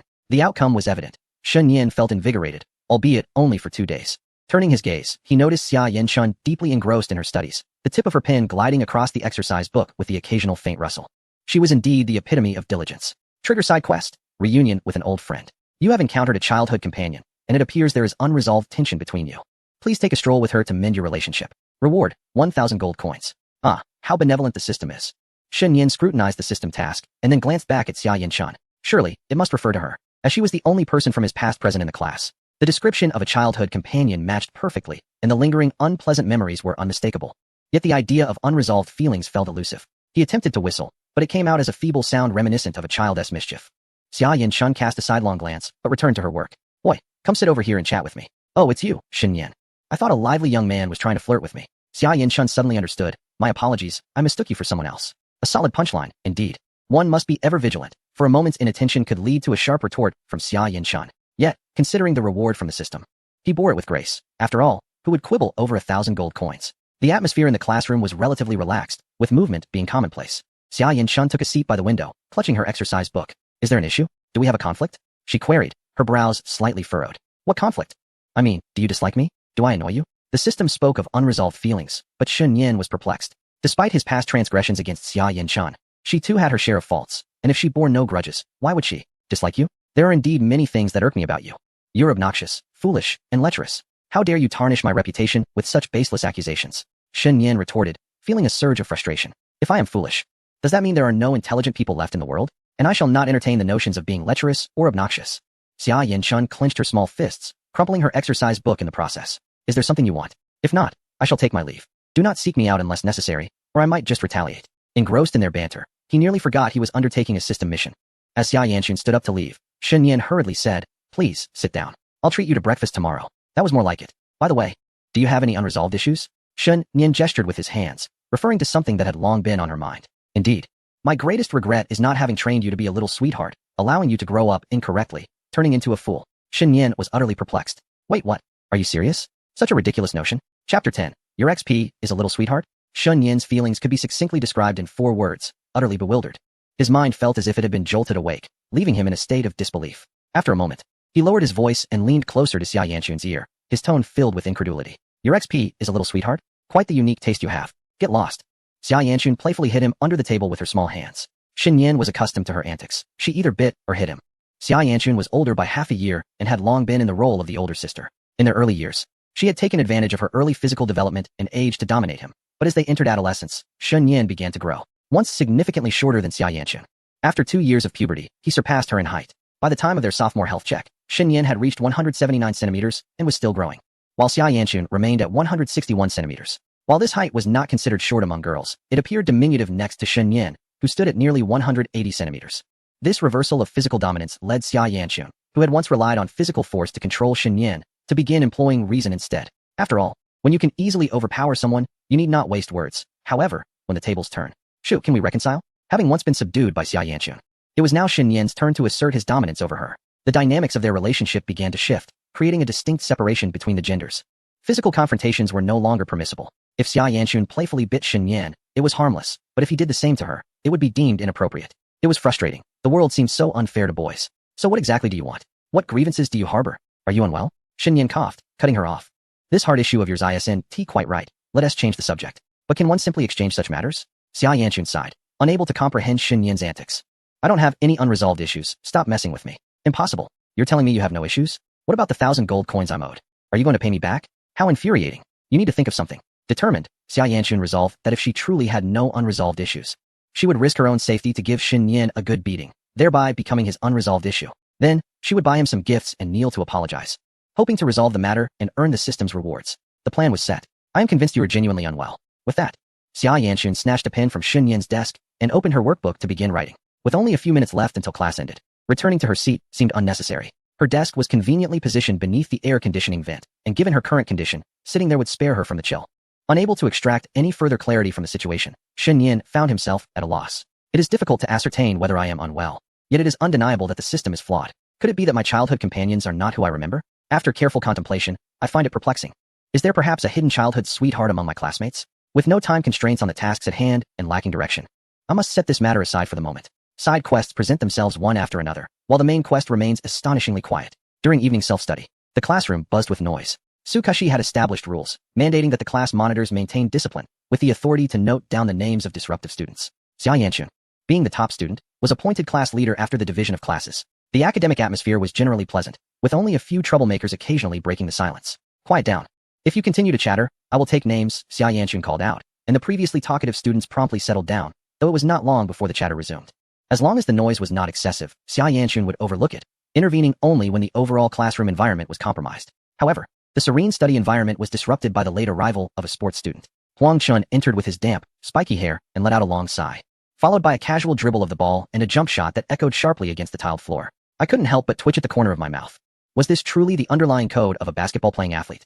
It felt more like a scene from a short video featuring someone flaunting their physique in white socks and black sneakers, thanking their coach in a peak moment of athleticism. Such stereotypes hold a grain of truth. Once seated, Huang Chun immediately struck up a conversation with those around him, creating quite a ruckus. Xia Yanchun reminded them once more to be quiet, but the noise resumed almost immediately. Is this not being noted? I gestured towards Xia Yanchun. She pouted slightly and quickly recorded the names of the 3 or 4 loudest offenders in the roll call. As the final class approached, Sukashi requested the roll call from Xia Yanchun, known for her strictness and efficiency as a teacher.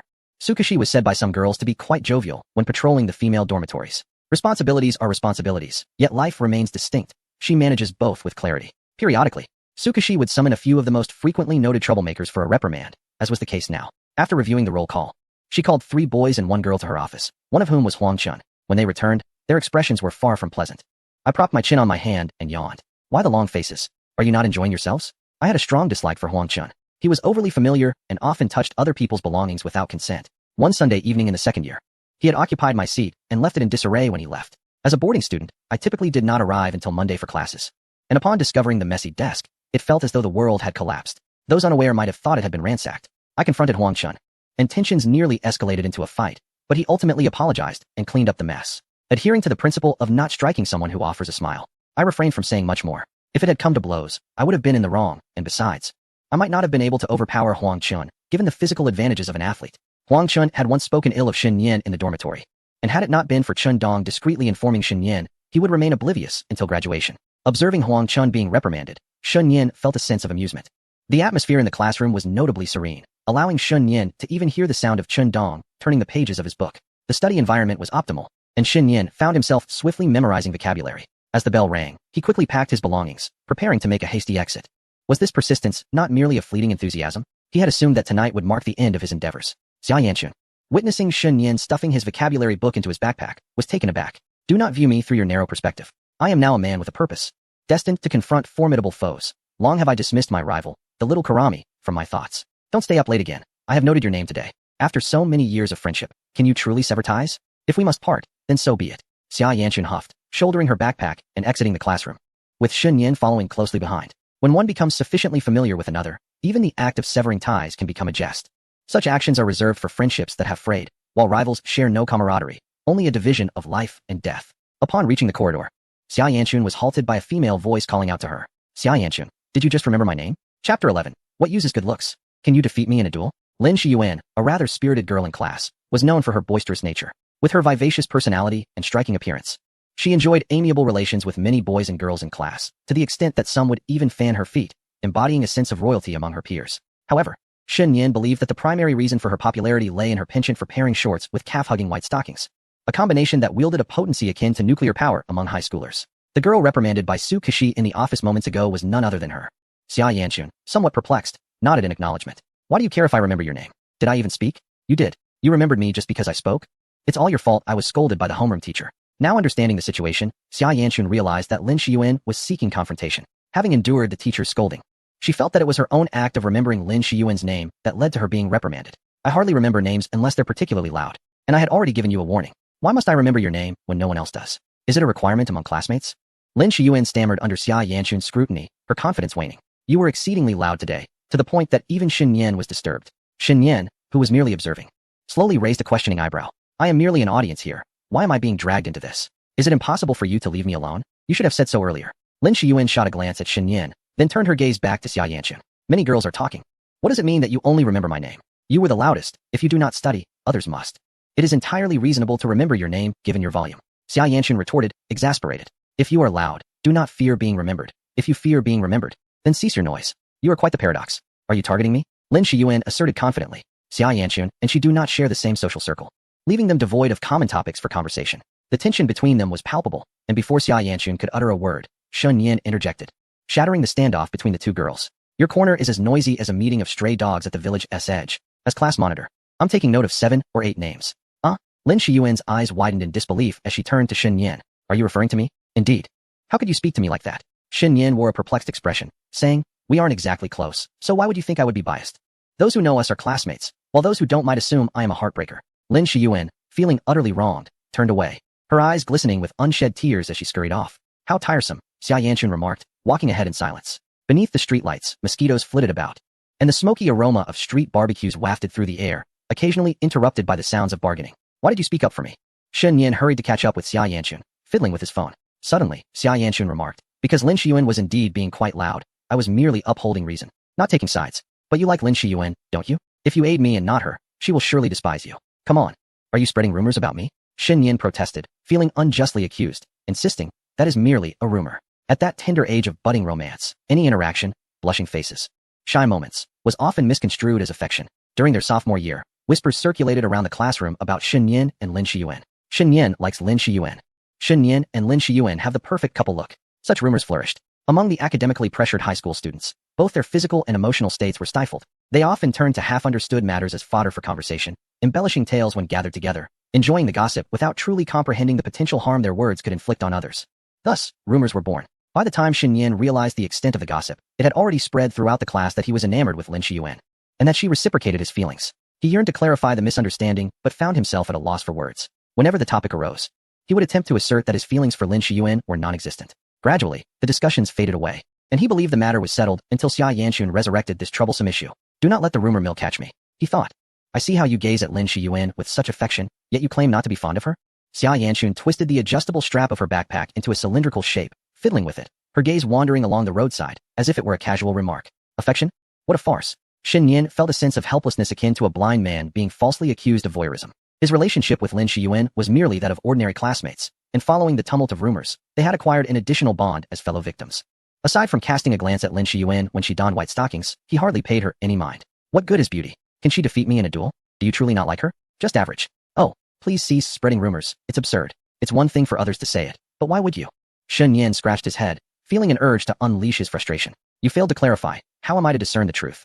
Xia Yanchun flicked her hair and let out a cold huff. The effort to dispel rumors has left me utterly exhausted. Upon returning home, Shen Yu lay languidly on her large bed, scrolling through her phone. The door left ajar, revealing her fair, bare thighs. Saint 666, is that you back? Indeed. Shen Yin, you must not stay up late tonight. It will lead to white hair. I know. After a refreshing shower, Shen Yin spent a while on her phone, revisiting the 600 or 700 words she had studied the previous day. Oh dear, it remains vividly etched in my memory. I shall no longer berate the system.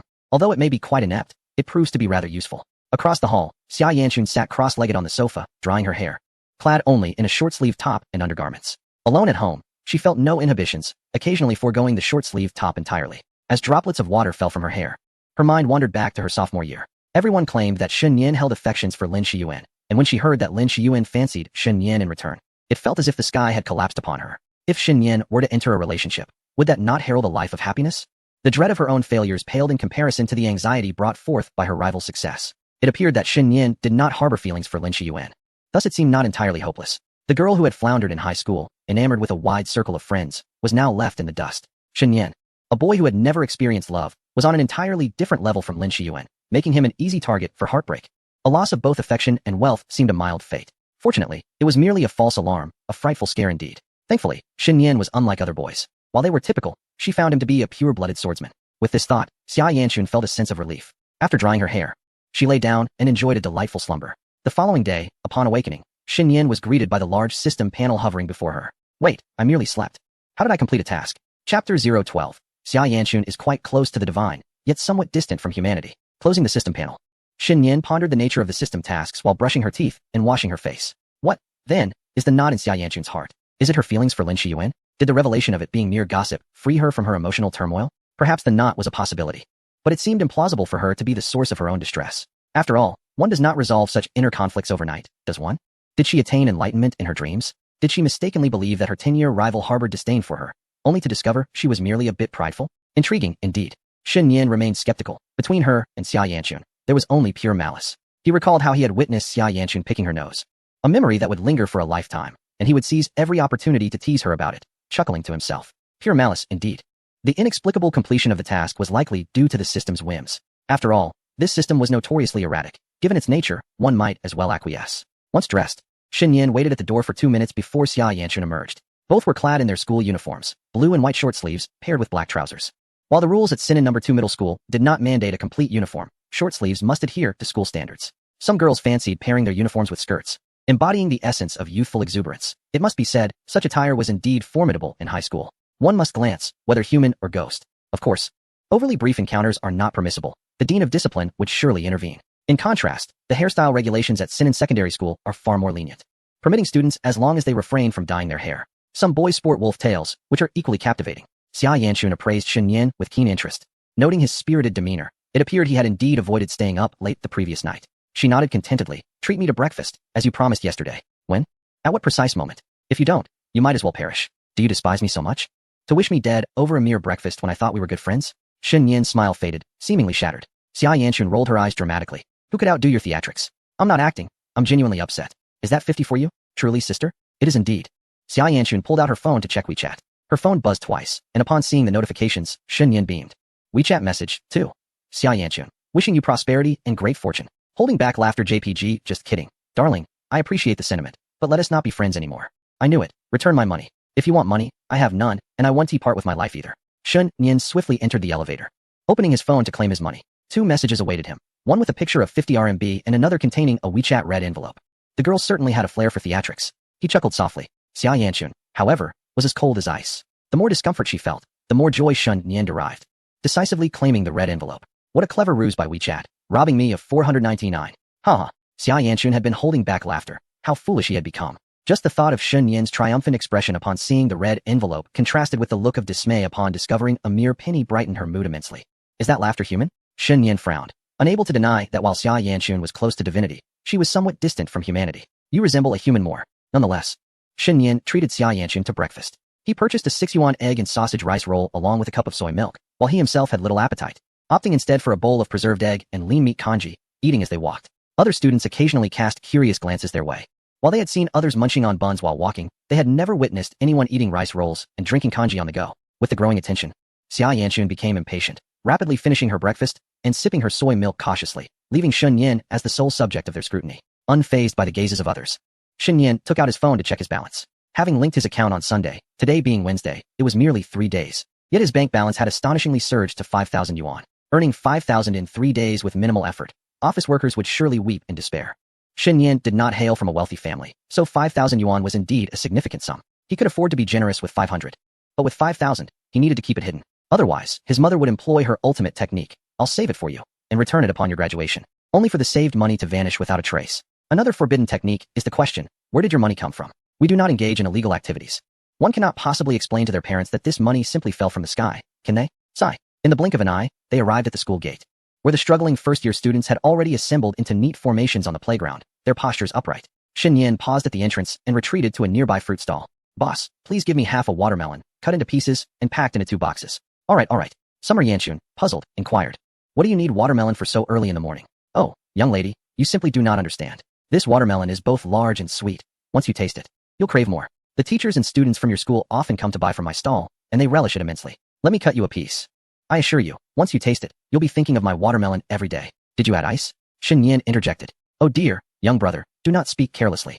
The stall owner was flustered, observing their school uniforms. Isn't the admission score for your school quite high? How is it that such exceptional individuals exist? Just like Wang Pa selling melons, self-praise is not lost on the discerning. The stall owner quickly cut 2 boxes of watermelon and handed them to Shen Yan, stating that today's business was off to a terrible start, and he would soon pack up. Shen Yan paid the owner, while Summer Yanchun curiously asked, what do you need the watermelon for? It's 36 degrees outside today, and we'll be watching the military training during the big break. Shen Yan gestured toward the new recruits gathering over there. You truly have a peculiar sense of humor. Shall we go together? I bought 2 boxes.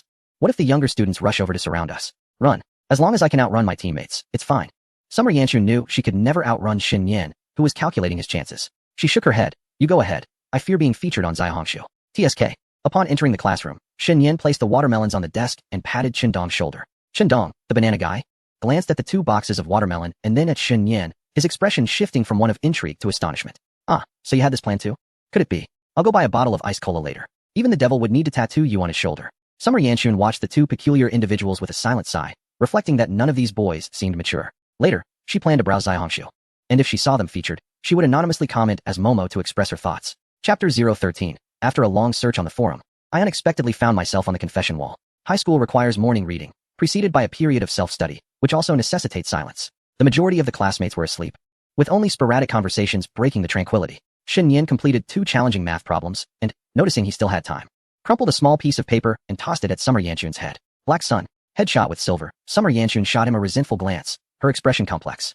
A mix of murderous intent, dismemberment, live burial, and a hint of nonchalance. You nearly scared me to death.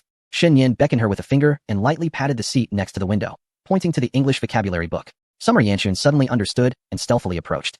Leaning close to whisper in his ear, dictation? Yes, starting from here, Shen Yan indicated a section. Have you memorized the preceding content? I have. So swiftly. I find it hard to believe. I must verify the preceding listening exercises. In the realm of English, particularly during the high school phase, the paramount task is the memorization of vocabulary. Mastering these words may not guarantee an exceptionally high score, yet securing a solid 90 marks is undoubtedly within reach. In just 3 days since the commencement of the term, you claim to have memorized 600 or 700 words. Who are you trying to deceive? With such prowess, how could you possibly score only 40 or 50 in English? Xia Yanchun was skeptical and specifically selected from the earlier dictation, extracting 50 words from the claimed 600 or 700, reading each one while observing Shen Yan write them down. Astonishingly, Shen Yan got every single one correct. She gave him an endearing thumbs up, exclaiming, "You're impressive, keep it up. Teacher Xia, for my efforts, is there any reward?" The mere mention of Teacher Xia sparked a playful thought in Xia Yanchun, her round and charming chin slightly lifted. How about I let you swipe your meal card at noon? My friend, I am not short on money, Shen Yan replied with righteous indignation. A gentleman should not dwell on the few coins jingling in a girl's pocket, after all. Then shall I buy you a bottle of drink? Xia Yanchun proposed again. Isn't that still about money? You are difficult to please. I might as well kick you, he retorted, stroking his chin in contemplation. He shifted his position slightly, casting a casual glance at Xia Yanchun's feet. Xia Yanchun exclaimed, not generous. What a weirdo. I'm off. Just then, the bell for morning reading rang, providing her the perfect excuse to flee, though it was more a transition from being a desk mate to a pseudo-desk mate, with only an aisle separating them. Thankfully, the books could be stacked high, allowing Xia Yanchun to avoid the constant sight of Shen Yan's face, which lifted her spirits immensely. She sensed an indescribable change in Shen Yan. As the class representative for Chinese led the reading in the classroom, Shen Yan hummed softly from the back row, only pretending to read when the representative approached. Trigger side quest. Objective, Master Angler. Adventurers must acquire various survival skills. Learning to fish will enhance your survival in the wild. Attempt to catch a big fish. Reward, 1,000 gold coins. Survival skill, proficient fishing. It has appeared. The fishing feature ubiquitous in nearly all RPG games. Will there be gardening, farming, cooking, and forging next? Shen Yan was utterly clueless about fishing. The system required him to catch a big fish, necessitating a complete relearning of the craft. With time being scarce and the learning curve steep, this task posed a significant challenge for a high school student like Shen Yan. It was on an entirely different level compared to the previous tasks. Given the high learning costs involved, those seasoned fishermen with decades of experience would still struggle, let alone a novice like himself. Understanding the nuances of what qualifies as a big fish remained an enigma. If only the system were a tad more reliable. After class, Shen Yan stopped Dong, who was heading to the restroom. Do you know of any nearby places suitable for fishing? Of course, Qindong replied promptly. The Billy second game community. That one do, my family would scold me. That is simple enough. Those streamers always claim we're family. Just go to their streams and get to know a few. Could it be that Qindong truly is a genius? Xin Yan waved his hand dismissively and earnestly stated. Enough of that nonsense. I'm referring to legitimate fishing, the kind where one can catch substantial fish. There are plenty of anglers over by Qingxiu Park. You could take a look.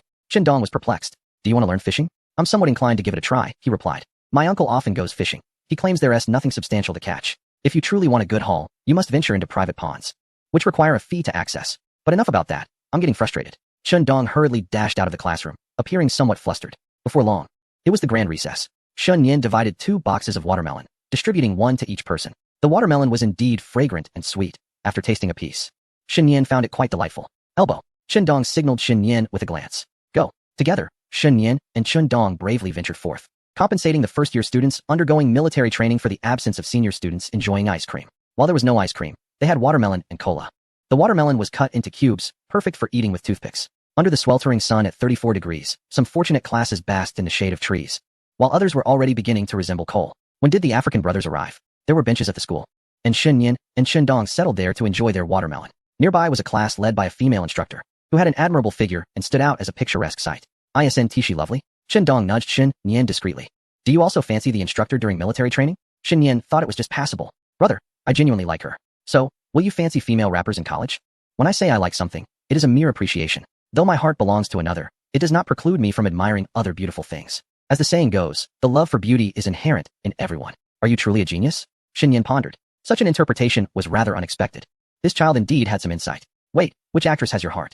The password, he replied hastily. As they conversed, venomous glances darted towards them. Xin Yan relished the moment, enjoying the expressions of those who found him displeasing yet powerless to act against him. With their visible enjoyment, what would be the cost? Xin Yan and Qindong had already braced themselves for potential backlash on social media and forums, employing what they had just learned. Xin Yan decided to covertly visit several live streaming rooms during the lunch break, seeking dozens of supporters to have his back. To my unseen family, please come to my aid. The sun blazed relentlessly, and Xin Yan and Qindong did not linger outdoors for long. After sufficient enjoyment, they retreated to the classroom to bask in the air conditioning. At noon, as they finished classes, Xin Yan observed the lengthy queue at the cafeteria and opted to dine outside, bringing Xia Yanchun along. You're treating. You dragged me out. Yet expect me to pay? Xia Yanchun's almond eyes widened, astonished by such unabashed audacity. Didn't you say to let me swipe my meal card once? I'm tired of the cafeteria. Dining outside shouldn't be an issue. That is true. While the outside may be somewhat expensive, at least there is air conditioning. Xin Yan ordered a clay pot rice dish and pulled out a chair opposite Xia Yanchun, only to notice her phone laid horizontally. With an unattractive turn, he chose to sit beside her instead, leaning over to watch videos on her phone. When their meal arrived, he began perusing posts from the school forum. Wait, where am I? He lamented, not seeing himself on the forum. Buzz. Xin Yan's phone vibrated. It was a message from Qindong. Qindong, we're in trouble. We've been exposed. Xin Yan, I anticipated this. Was it on Zaihongshu or the forum? Qindong. The campus confession wall. Xin Yan. Chapter 014. The family recognized in the live broadcast room. Internet phishing is still phishing. I thought I would see myself on the forum, but instead, I appeared on the campus confession wall. This is indeed a rather sorrowful matter. Qindong sent him several screenshots from the confession wall, all pertaining to him and Qindong. Image 1. Hey wall, looking for the 2 seniors who were enjoying watermelon and cola next to class 6 of the first year. They are so charming. Truly, they are the epitome of youthful beauty. Anonymity appreciated. Image 2. Risked it all to capture this. These 2 seniors look so handsome in profile. Don't ask how I managed to take this with my phone. Just call me a war correspondent. Not anonymous. Wall, please help me out. If anyone knows these 2 seniors, please do let me know. Accompanying images. Image 3. After experiencing 3 betrayals, I now see love through a rational lens. I saw this person on the honor wall. His name is Shun Yan, the top math student in class 31 of the 3rd year. Please share his QQ. Seriously?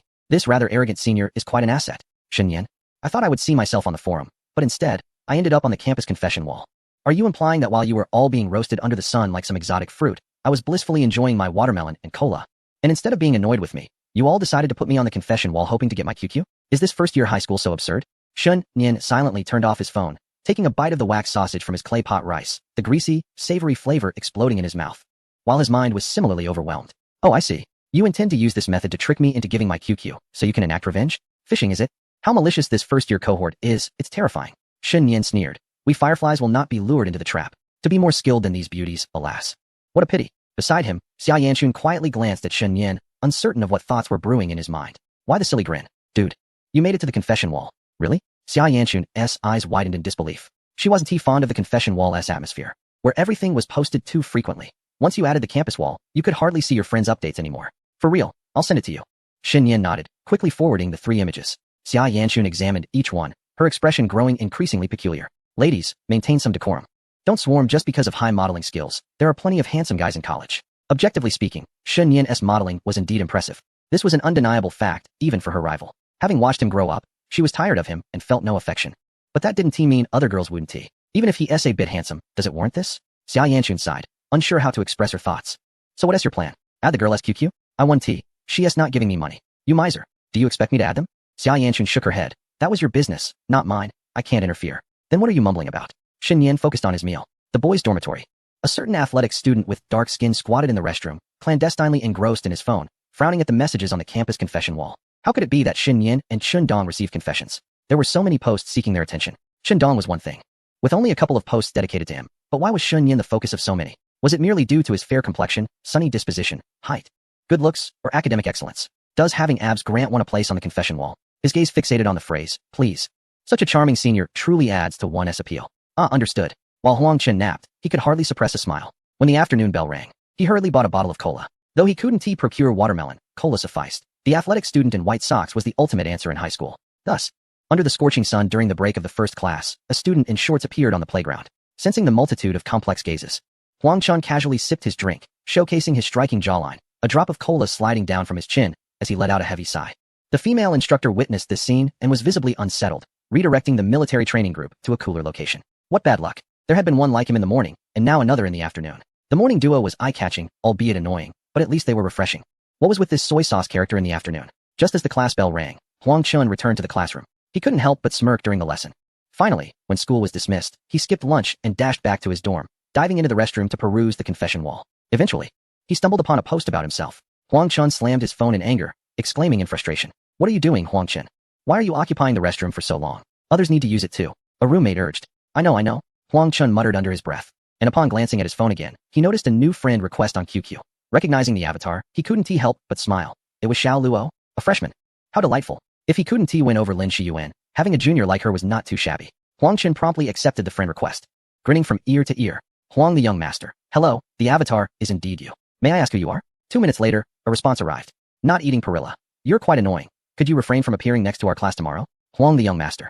Red exclamation mark. Not only was the exclamation mark red, but so was his round nose. Damn it, who leaked my QQ?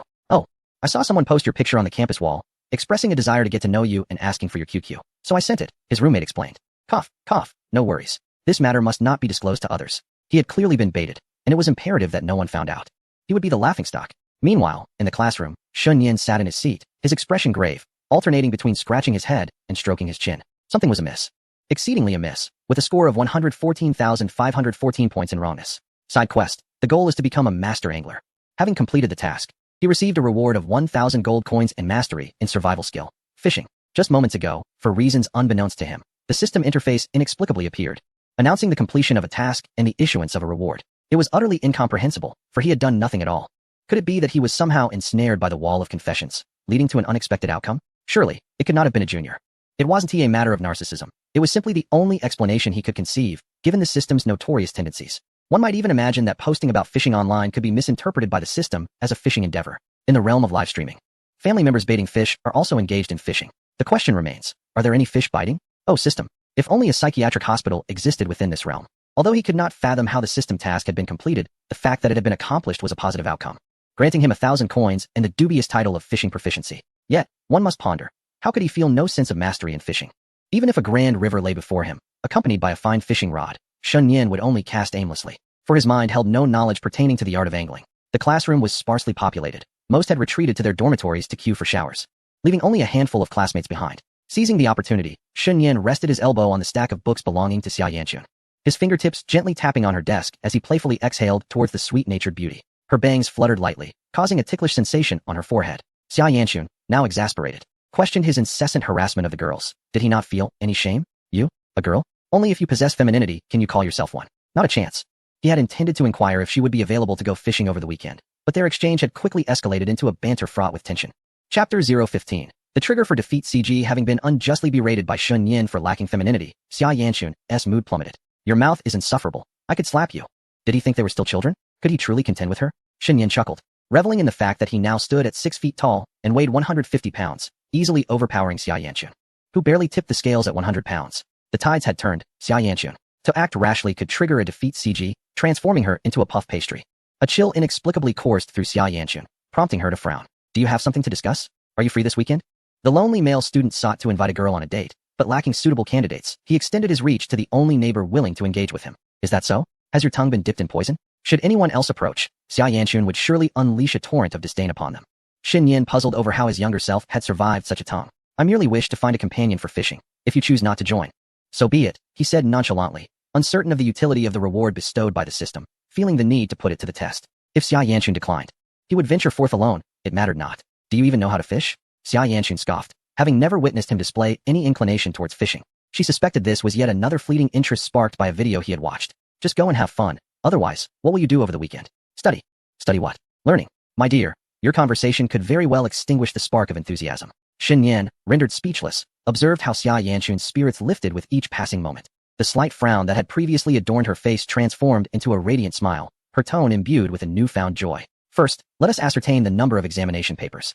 If there are not too many, I shall accompany you. Very well, he replied. During evening self-study, Xin Yan focused on his own studies. After enhancing his efficiency in combat skills over 12 hours, his aversion to English dissipated, and he found himself enjoying the memorization of words, whether while queuing for meals, during the midday break, or even after a trip to the restroom. This was not mere pretense. It was a genuine thirst for knowledge. English, indeed, grows increasingly delightful to learn. His classmates noted his newfound diligence, remarking how he no longer dozed off in English class, but attentively listened and even practiced vocabulary during evening study sessions. What a diligent student Xin Yan has become. A voice, smooth and authoritative, broke through his thoughts. He shuddered slightly, realizing that the English teacher had approached him unnoticed. No wonder English had become so engaging. It was the enchanting presence of their instructor, Yan Yuzhu, a young, stylish, and lovely woman. Her melodious voice and pleasant fragrance perfectly matched Xin Yan's preconceived notions of an English teacher. Oh, not at all. It is the teacher's excellent guidance that deserves credit. Xin Yan offered a casual compliment. We should all aspire to emulate Xin Yan. Although his grades may not be stellar, he has begun to exert effort. With a year remaining, the outcome remains uncertain, and we could all emerge as dark horses, Yan Yuzhu praised. Well aware that encouragement was the most effective motivation for a struggling student. During their second year, she frequently lauded Xin Yan's potential for improvement in English. This evening, as Yan Yuzhu took her place at the podium, she assigned a listening and dictation exercise. Outlining the scope of the material for tomorrow's test, failure to comprehend would result in a punishment of copying. Xin Yan scoffed. The dictation posed no threat to him now, as the required material lay comfortably within his understanding. Once class concluded, Qindong promptly turned to mimic Yan Yuzhu's tone, exclaiming, everyone must learn from Xin Yan. What? Is it a crime to study diligently? Xin Yan responded, alas, it seems you have truly changed. I fear our joyous moments may be lost forever. Heed my advice, refrain from being overly competitive during my downtime. Compete to exhaustion, whether you like it or not, Xin Yan declared resolutely, determined to outperform everyone. By the way, I didn't see myself on the forum today. What a pity, Qindong suddenly remarked, eager to share a tidbit with Xin Yan. Huang Chun visited the military training this afternoon and was featured on the forum. Is that so? Pray tell, elaborate. I shall discreetly send it to your phone. You must see it. It had me in stitches, Qindong chuckled, delighted, sharing Xin Yan's disdain for Huang Chun. They shared a dormitory. And while he had often tolerated Huang Chun's complaints about others, his remarks on how petty, disgusting, or pretentious other boys were, he had ceased to find amusement when those jibes turned toward Xin Yan. Does he not realize that Xin Yan and I have known each other for 3 years? We share a brotherly bond akin to that of father and son. How dare he criticize my son? I perceive that your code is rather wholesale in nature. While one might dismiss such remarks, they are predominantly fabricated, lacking any semblance of authenticity. Otherwise, they would not provoke discord with Huang Chun. Upon hearing news of Huang Chun, Xin Yan found amusement. Is it akin to Dong Shi imitating the beauty of Shishir? When one clandestinely disparages another, it suffices if the principal remains oblivious. However, once awareness dawns, one must brace for disdain. You may conspire against me in secrecy, but should I become aware, beware the consequences. Xin Yan, could you assist me in replacing the water? Turning around, Xin Yan noticed Lin Shiyuan smiling at him with a cup in hand, for the water cooler at the back had run dry. Positioned by the window near the cooler, he often assumed the role of its custodian, efficiently replacing the water jug. His feelings towards Lin Shiyuan were not particularly negative. Though Lin Shiyuan, being somewhat self-centered as the king of the social circle, was not detestable, merely an ordinary classmate relationship. Thank you. Lin Shiyuan's eyes sparkled with delight. It's nothing, Xin Yan replied. Lin Shiyuan felt a tinge of disappointment at Xin Yan's slightly aloof demeanor, hesitating to speak before ultimately lowering his head and departing. Xin Yan, oblivious, resumed his banter with the imbecilic Qindong. The conversation, filled with playful teasing, was devoid of any ulterior motives. Why is the peacock regarded as the Buddha mother? Do you think Tathagata is connected to Qindong's endless prattle? It was then he realized, a traditional skill indeed. As 2 classes concluded, the classroom erupted in chaos, and Xin Yan began to gather his belongings in preparation to depart. He ensured to take his vocabulary book, determined to outshine everyone. Summer Yinjuan exited the classroom ahead of him, relieved that no absurd interruptions occurred today, and they both returned home seamlessly. It might rain tomorrow. Remember to take an umbrella when you go out, Summer Yinjuan remarked while unlocking the door, offering a last piece of advice before closing it. A mere rain. What is there to fear? As long as one is swift enough, one can evade every falling drop. A piece of trivia. Titles bestowed by the system can augment attributes. Another piece of trivia. Agility and speed are indeed forms of attributes. This implies that one could potentially elevate their agility, making it plausible to dodge the rain. Neurotic. You'd best not take an umbrella tomorrow. If you get drenched, don't come near me. Understood, understood. Is it not permissible for me to take one? Shen Yin chuckled. Am I sensing your concern for me? This long-lost feeling suddenly reveals a touch of femininity in you. Good night. With a resounding thud, both doors closed simultaneously. After greeting Xinyu, Shen Yin took a shower before retreating to his room. He casually glanced at the images Chun Dong had sent before immersing himself in his studies. At 11:30, Shen Yin snapped a photo of his vocabulary book and sent it to Chun Dong. Chun Dong, still grinding? Stop that nonsense. I command you to put the book down. 11:45, Chun Dong, are you still studying? I'm off to sleep. 12 o'clock, Chun Dong, surely you've stopped by now? 12:30, Shen Yin, I just finished reviewing the words. I'm heading to bed as well. Chun Dong, you're infuriating, can't you take a break? Shen Yin, I am eager to improve. You should join me in the grind. Shen Yin peacefully drifted into slumber. Learning propels my progress. Meanwhile, Xia Yanchun lay languidly on her bed, a small blanket covering her abdomen. Her almond-shaped eyes vacantly fixed on the ceiling. The echo of Shen Yin's words, I suddenly feel that you have a touch of femininity. Good night, reverberated in her mind. Sleep eluded her. Oh, what does my femininity have to do with you? Even if I possess it, you shan't catch a whiff. Get out of my head. At that very moment, Chen Dong was also wide awake. The mere thought that Shen Yin might still be engaged in his relentless pursuits kept him tossing and turning. Could it be that he was merely pretending to sleep while secretly continuing his competition? Damn Shen Yin. Chapter 016. I am so sad. I draw the blade in the rain, in the style of Lord Tong, Thursday morning. Shen Yin gazed at Xia Yanchun's face for several seconds. Xia Yanchun did not mind, standing at the door for him to observe to his heart's content. She had grown accustomed to Shen Yin's peculiarities. He often had his moments of eccentricity. You have such heavy dark circles. You stayed up late, didn't you? Xia Yanchun shook her head, knowing that the culprit behind her sleeplessness was none other than Shen Yin, but she could not let it show. She had pondered all night over Shen Yin's remark about her femininity. Was this meant as a compliment? If so, did it imply that she had lacked femininity before? His words were both flattering and insulting, infuriating Shen Yin. He admonished her against staying up late, yet he himself was no saint in that regard. What concern is it of yours? I can afford to stay up late occasionally. My grades speak for themselves. Besides grades, what else do you have? Beauty. Xia Yanchun tossed her inky hair, the silky strands cascading from her ears, exuding a faint, alluring fragrance. Epic proportions, Shen Yin remarked, his mouth twitching in disbelief. Isn't that so? You said I have a touch of femininity just yesterday. You took my polite compliment to heart. How naive. I shall bite you to death, Shen Yin. Upon exiting the elevator, Shen Yin rubbed the faint bite marks on his wrist, glaring fiercely. Is this girl a dog? And with those canine teeth. It hurts like the devil. Isn't it improper for you to bite me? You don't actually think you're adorable, do you? I'll slap you next time, and see if you still act so frivolously. What if I told you that, in truth? I don't see you as a boy at all. Xia Yanchun sauntered ahead, her little ponytail swaying, brimming with smugness. I dare say, Shen Yin, you didn't really think I saw you as a boy, did you? What a delightful surprise. It seems we haven't shared a bed in ages. Since we're both girls, sleeping together should pose no issue, right? Just don't call me a rogue. After all, I've never regarded you as a boy. So affectionate gestures like hugs and kisses are merely the normal interactions between good friends, aren't they? What nonsense. Not only do I not see you as a boy, I hardly see you as a person. The password. Her cheerful mood began to unravel from the moment she encountered Xia Yanchun.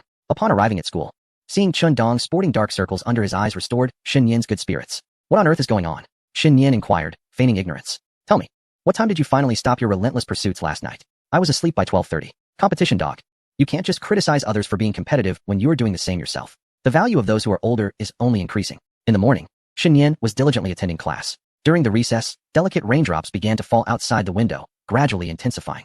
Closing the window, he allowed the rain to patter against the glass, occasionally feeling a damp breeze, a perfect atmosphere for studying. However, it occurred to him that he had forgotten his umbrella. Last night, Xia Yanchun had reminded him. But wait, he hadn't been acting as the captain lately, so why had his memory deteriorated? Cursed be it. Just as an old man siphoned the fighting spirit from Xiao Yan for 3 years, now a system was extracting my memories? Oh dear system. I have an unorthodox request. Could you transform me into a 36D long-legged heiress? I would dutifully relinquish my memories for that, even if it meant being drained dry. Xiao Chunan, in pursuit of glory, sought to enrich his life. During the recess, some students were napping while others were causing a ruckus. Several girls were playing the latest Korean hits through multimedia, sounding akin to a chant, which annoyed Shen Yin, prompting him to step into the corridor for a breath of fresh air. Near the restroom, the breeze carried a rather unpleasant odor. Due to the rain, the first-year military training classes had sought refuge in the teaching building. The first floor of the building was spacious enough for them to gather and rest. Some instructors relished the noise, encouraging students to form a circle, allowing those with talents to showcase their skills at the center. It was a splendid opportunity to vie for preferential mate selection. Confident boys rushed to the center of the circle, removing their hats and swaying about. To Shun Yin's astonishment, a youth clad in ancient attire was seemingly performing a sword dance in midair. Chen Dong, who had just arrived, exclaimed that this young man possessed the charm of a sea king. What on earth? Shen Yin, perplexed, gazed for some time before discerning the truth. It was not merely a random dance. He was wielding an imaginary sword, intoxicated by the air itself, truly remarkable, akin to a drunken flutist. Shen Yin felt a surge of admiration, delighted to encounter someone as carefree as himself. How exhilarating. I should drift through the rivers and lakes. Could you not sing? The imagery is overwhelming, remarked another classmate, stifling laughter as he leaned over the railing to watch the spectacle. Observing the young man, Shen Yin found him to possess a touch of rebellious charm mixed with an ancient flair. Could this be the legendary rogue of the ancient style?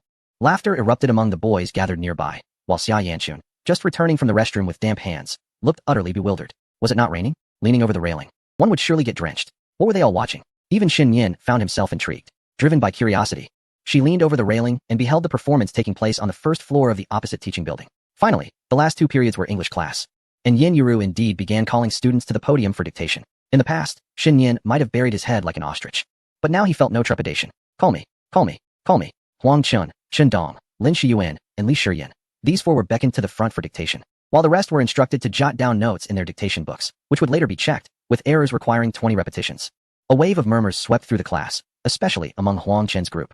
As a black-skinned athlete who scored 300 in the final exam, he naturally struggled with English and could only fidget helplessly when called upon. Shen Yin sighed. The chance to show off had vanished, leaving him feeling somewhat disheartened. I am enveloped in profound sorrow, as I stand in the rain, wielding a knife's glimmer, akin to the esteemed Lord Tong. At this moment, Huang Chun, summoned to the podium, is drenched in sweat, fervently hoping that Chen Dong might spare him a glance. The outcome, as one might anticipate, is disheartening. He failed to write down a single word from the 30 he was tasked with. In stark contrast, the other 3 students excelled, rendering his efforts trivial in comparison. Why can't you emulate classmate Shen Yan? Although his academic performance is lacking, his dedication is evident to all. Yin Yuzhu again highlighted Shen Yan as a paragon of perseverance. Huang Chun felt suffocated, as if constricted by a serpent's embrace. In chapter 17, what does it mean to have a husband in deep slumber? After admonishing Huang Chun, Yin Yuzhu resumed her lesson. It must be said, since I began to earnestly study English, I no longer find myself drowsy during class. Primarily because I can comprehend the teacher's discourse. Those who doze off while tackling mathematical problems are often those who struggle with the subject. Shen Yan, on the other hand, finds himself invigorated by solving math problems, eagerly tackling equations as if they were delectable zongzi, yearning to fill them with formulas and calculations. English is not dissimilar. It appears that letter S possesses an alluring elegance, yet it is regrettable to err with such a captivating curve. Those who can refrain from mistakes are truly extraordinary. Shen Yan remains attentive in class, though at times he inadvertently locks his gaze upon Yin Yuzhu's leg. A fleeting glance is a sign of respect. Yet prolonged observation signifies a deeper reverence. Fortunately, Shen Yan has not reached such an extreme. After a moment of admiration, his attention shifts to Chen Dong. Observing Chen Dong's unwavering focus on the blackboard, Shen Yan feels a swell of satisfaction. Despite Chen Dong's inability to endure his own efforts, he is, in fact, the most industrious among them, ranking in the top 5 of the class. One cannot achieve such heights without diligence, as evidenced by his earnest study. Where was I? Chen Dong, sensing Yin Yuzhu's gaze upon him, promptly feigned attentiveness. Shen Yan remarked, so you were daydreaming. You fixated on the English teacher's leg. Haven to you? It seems I was right about you. As the final English class concluded, half of the students vacated the classroom. Yin Yuzhu tidied her belongings and, before departing, approached Shen Yan's desk. Clenching her fist, she said, Shen Yan, I reviewed your dictation, and you got every word correct. Keep up the excellent work. Her voice was gentle and melodious, and her beauty shone through, a reflection of the grace embodied by the English teacher of class 31 in the 3rd year. Shen Yan felt as if he were being coaxed like a child, scratching his head and grinning. I understand, teacher. Surely, you wouldn't suspect me of cheating? What does this imply, dear teacher Yan? Shen Yan felt a jolt, recalling ancient tales of being caught in deception. Fear gripped him at the thought of being accused of cheating. However, today he had relied solely on his own abilities for the dictation. Where could the notion of cheating arise? In his 2nd year, he had resorted to note cards for English dictation, yet upon Yin Yuzhu's mention, he instinctively panicked. Reflecting on his transformation from an English underachiever to a slightly more competent student, he regained his confidence. Would a teacher truly defame a student? Such a rumor would tarnish the teacher's reputation, would it not? The teacher, you surely do not wish for your disparagement of the student to become known to others. Fortunately, Yin Yuzhu merely smiled, asserting her belief that you did not cheat this time. She had been observing you closely during the dictation from the podium. Every movement of yours was quite evident to her. Should you have attempted to cheat, she would have recognized it. After this, Yin Yuzhu retrieved a bottle of Wangzai milk from her small bag and placed it on Shen Yan's desk as a reward for diligent study. This bottle of Wangzai milk is a gift for you, Shen Yan, with the hope that you will continue your efforts. Woohoo! Thank you, teacher Yan. Shen Yan's admiration for Yin Yuzhu soared. You know, I have always held great respect for teacher Yan and have never uttered a single disparaging word about her behind her back. Shen Yan, I have noticed your seriousness this week, the teacher remarked. Yes, what is it, teacher? Sensing that Yan Yuzhu had something to convey, Shen Yan inquired curiously. The thing is, I would like to devise a tailored English learning plan for you to assist you in rapidly improving your English proficiency. What do you think? Such a wonderful opportunity? Shen Yan exclaimed with delight. A customized learning plan is akin to having a tutor who wouldn't appreciate complimentary tutoring. Then it is settled. I shall create a learning plan for you, which you must complete in a timely manner. If you do not manage to finish, it is all right. However, there will be rewards for completion, so do your best. Yan Yuzhu gently stated before leaving the classroom. Shen Yan was left in a state of astonishment. Rewards for completing the learning plan? It felt oddly familiar. What an unexpected turn of events. One might think he had stepped into some peculiar film. Nevertheless, perhaps entering such a narrative wasn't so bad. Perhaps he was the high school student caught in the gaze of the charming neighbor's older sister. Or the junior employee accompanying a lonely, beautiful boss on a business trip. A time-stopping series? That could be interesting. Wait, what does the sleeping husband imply? How intriguing. Upon returning to her office, Yan Yuzhu could not help but vent to Sukashi about Shen Yan's recent academic progress. A student who had given up on English suddenly began to take it seriously. This was undoubtedly a cause for joy. Shen Yan's scores hovered around the threshold for prestigious universities. If his English scores were to improve, his entry into a top-tier institution would be assured. As long as a student possesses the will to learn, no teacher would refuse to offer support. Indeed, Shen Yan has been quite diligent lately, Sukashi replied. At the very least, his motivation for learning has increased, which is a good sign. I am going to create a learning plan for Shen Yan, Yan Yuzhu declared with enthusiasm and vigor. She genuinely desired to guide her students toward success. No teacher wishes for their students' performance to stagnate. She wished to assist those struggling with English in her class, but unfortunately, many of the students who lagged behind exhibited a lack of motivation, nearly abandoning the subject altogether. Shen Yan had been one of them, but his sudden awakening had ignited a spark of hope within her. If Shen Yan was willing to learn, she would wholeheartedly devote herself to aiding him. This, after all, is the essence of a teacher's duty. Thus, she began to craft a specific learning plan for Shen Yan, daily vocabulary dictation sessions in her office, a grammar reference tailored to his current level, and an additional set of English examination papers from other provinces each week. Meanwhile, during meals in the cafeteria, Shen Yan was enveloped by an ever-present sense of impending crisis. The rain persisted relentlessly, showing no signs of abating even at noon. Shen Yan, slightly damp from the downpour and without an umbrella, had borrowed Chundong's solitary umbrella to get to the cafeteria, inevitably returning soaked. Can you believe that two tall fellows, each standing at 6 feet, huddled together under a single umbrella? While it may be charming for girls to snuggle closely, it feels quite different for boys. And when boys cling together, it seems rather inappropriate. Though it shouldn't matter much, the situation was made more amusing when Xia Yanchun, trailing behind, chimed in with a teasing remark about Sichuan opera, catching Chundong off guard and disrupting his composure. Why should BYD, having brought his own umbrella, still end up drenched? Why isn't Shen Yan the sweet, soft, vanilla cake that Nan Liang is? If Shen Yan were indeed a delightful little cake, Chundong would be grumbling all the way back to the dormitory. In the classroom, Shen Yan requested some tissues from Xia Yanchun to wipe the rain from his hair, pondering how long this rain would continue. It will rain all day, so don't even think about it, Xia Yanchun remarked nonchalantly as she prepared to tackle a couple more physics problems before the break. She was indeed a fierce competitor, a true champion among champions. If you have questions while studying physics, just ask me. I can help, she offered. Are you older than me? Then you should call me sister, she teased. Snow Leopard, be quiet, she added with a pout, deliberately stacking her books to the left, creating a tall barrier so she wouldn't have to see Shen Yan's face.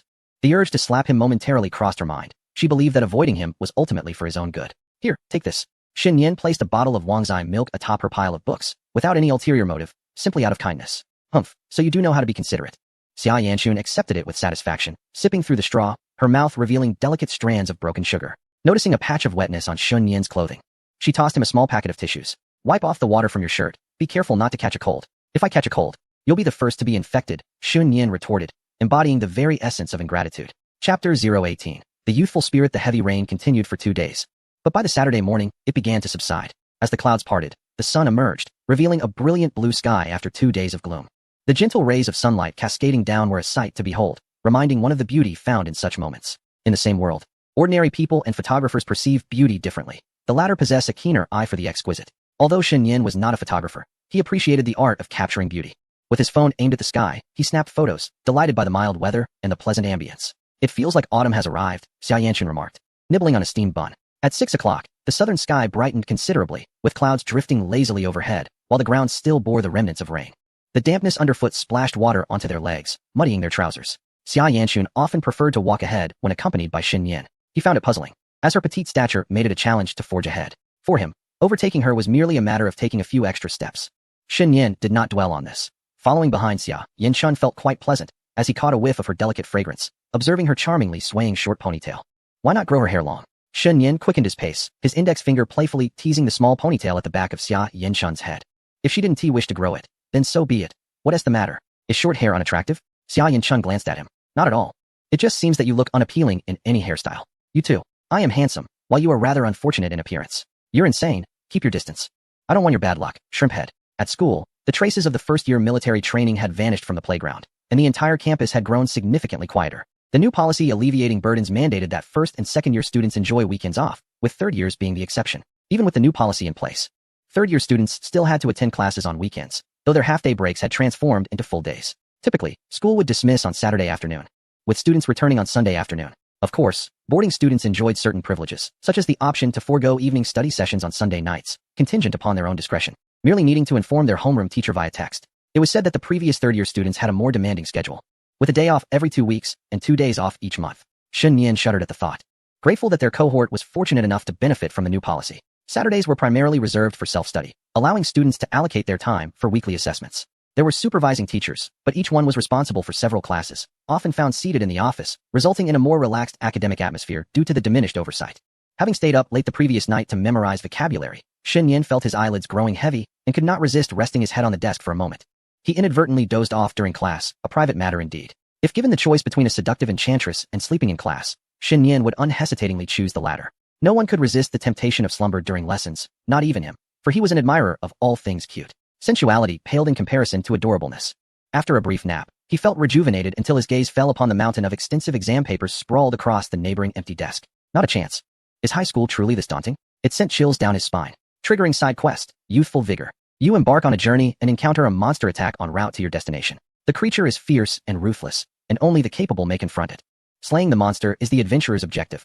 Please assist the carriage under siege by the creature and vanquish it. Reward: 1,000 gold coins. Passive skill: youthful vigor, physical recovery sustained. Combat focus enhanced. There are even passive skills. Shen Yin stroked his chin. With passive skills emerging, would there not be active skills in the future? A sword that cleaves the heavens? An ultimate fireball spell? You have your nuclear strikes, and I possess my transcendent sorcery. I do not consume beef, thank you. Day 1, I belong to Earth. Day 2, Earth belongs to me. Day 3, beware of superheroes. Day 4, happy superhero. Day 5, even if unhappy, still a superhero. Referring specifically to the animated series Happy Superhero, if things were to develop in such a manner, the world would surely descend into chaos. While being supreme is appealing, it is also quite exhilarating. Shen Yin meticulously examined the task requirements, once again confronting the challenge of dealing with magical creatures. The divine system had forcibly classified the exam paper as a magical entity, which was rather expected. Furthermore, this side quest closely mirrored the main quest, both revolving around the extermination of these creatures, effectively allowing the completion of 2 tasks with a single endeavor. This was indeed a clever design. In the games Shen Yin had played previously, such overlaps were commonplace, where multiple tasks and achievements were effortlessly accomplished within the normal course of play. Given the circumstances, it was best to focus on learning. The weekly assessment was not a formal examination. One could liken it to an open book test, relying solely on individual initiative. And there was little to no oversight against cheating. Initially, Shen Yin would have waited for Chun Dong to finish before borrowing his answers, making minor adjustments to ensure they weren't identical. The teacher would undoubtedly recognize his dishonesty, but would typically overlook it. This time, however, Shen Yin relied entirely on his own efforts, filling out the entire assessment, and even striving to meet the word count for the essay. Although he had not memorized enough English vocabulary, he managed to produce a satisfactory result. Do you need my English paper? Chun Dong, accustomed to Shen Yin copying his work, offered his paper just as he finished. No need. I've already completed it, Shen Yin replied with a charming smile, causing a nearby girl fetching water to pause in surprise. A 20-year-old college student-esque grin may seem somewhat greasy, yet the self-assured smile of an 18-year-old high schooler radiated youthful confidence. Was Shen Yin always like this? Over the past week, there had been moments when he appeared particularly charismatic, but when scrutinized closely, that allure seemed to fade. Finished already? Chen Dong exclaimed in astonishment. Let me see. Here you go. Wow, you got quite a few right. Looks like you're starting at 60 points. After all, it wasn't a blank paper. By the way, I've been studying like a maniac in the classroom while you were napping in the dorm. You're insufferable. During break time, most students opted to enjoy the breeze in the corridor. Xia Yanchun glanced at Shen Yin's desk, unable to resist checking his English paper.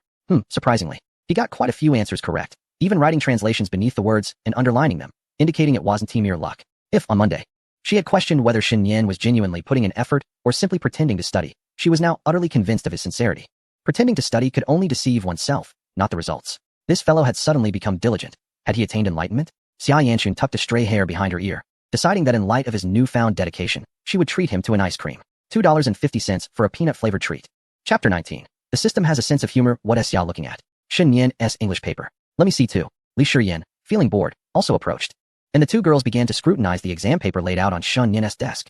Academic achievers possessed the privilege of choosing their seats and partners, and Li Shiyan had been Xia Yanchun's sole desk mate for the past 2 years. With her long black hair tied in a high ponytail and exquisite features, her smile was particularly vivacious. Having shared a desk for 2 years, she had heard Xia Yanchun mention Shen Yin several times.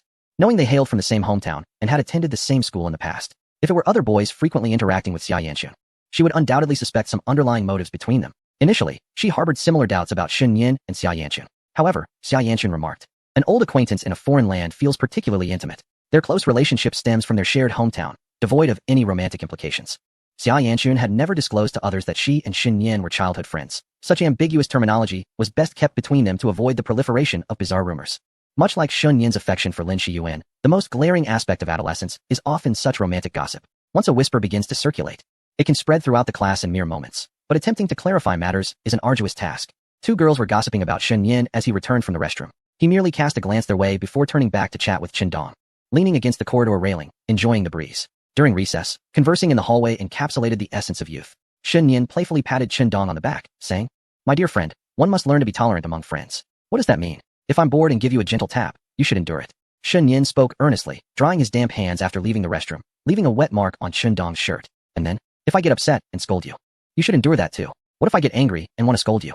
Then you should endure that too. So, it's all about me enduring, right? We are good friends, just be patient." Chen Dong was left puzzled. As for the classroom, two girls were still examining Shun Yin's exam paper when a passing boy cast a scornful glance their way. "You're looking at Shun Yin's English test. Lan Fukai." The English class representative had scored second in the class for the final English exam with 138 points, while the top scorer, Xia Yanchun, had 142 points. Shun Yin scored quite well this time. Before Xia Yanchun could speak, Li Shiyan chimed in. Lan Fukai scoffed. This week's test was quite simple. Anyone with a pulse could manage it, so a higher score is to be expected. To Lan Fukai, Shen Yin's score seemed as easy to achieve as a dog stepping on an answer sheet. Although Yin Yuzhu claimed Shen Yin had exerted effort, she wondered how much progress could be made in such a short time.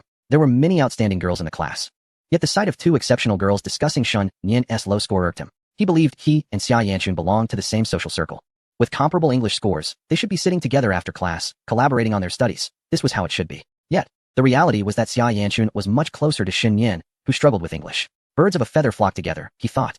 Worrying that Xia Yanchun would inevitably be dragged down by Shen Yin. As a fellow English scholar, he felt compelled to advise. Shen Yin has been poor in English for 2 years. Even if given a year to start from scratch, his progress won't be remarkable. I advise you not to discuss English with him. I've seen many top students dragged down by underperformers. Progress is never instantaneous. It is always gradual. Xia Yanchun furrowed her brow slightly, feeling somewhat uncomfortable. Her tone was indifferent as she remarked, "Well then, let us take our time to improve. Haha. If he can manage to pass, I'll consider him diligent. If he can't even do that, then so be it." After Lan Fukai finished speaking, he walked away directly. Xia Yanchun neatly arranged the test papers and tidied up Shen Yin's desk before returning to her own seat. The more she thought about it, the angrier she became, wishing she could strike Lan Fukai down with a single blow. What did it matter to him? He merely excelled in English. And his overall score was not significantly higher than Shen Yin's. Shen Yin, when faced with skepticism, you must strive to prove them wrong. As Shen Yin settled back into his seat, the school bell rang. "Shen Yin, you must work hard, keep going."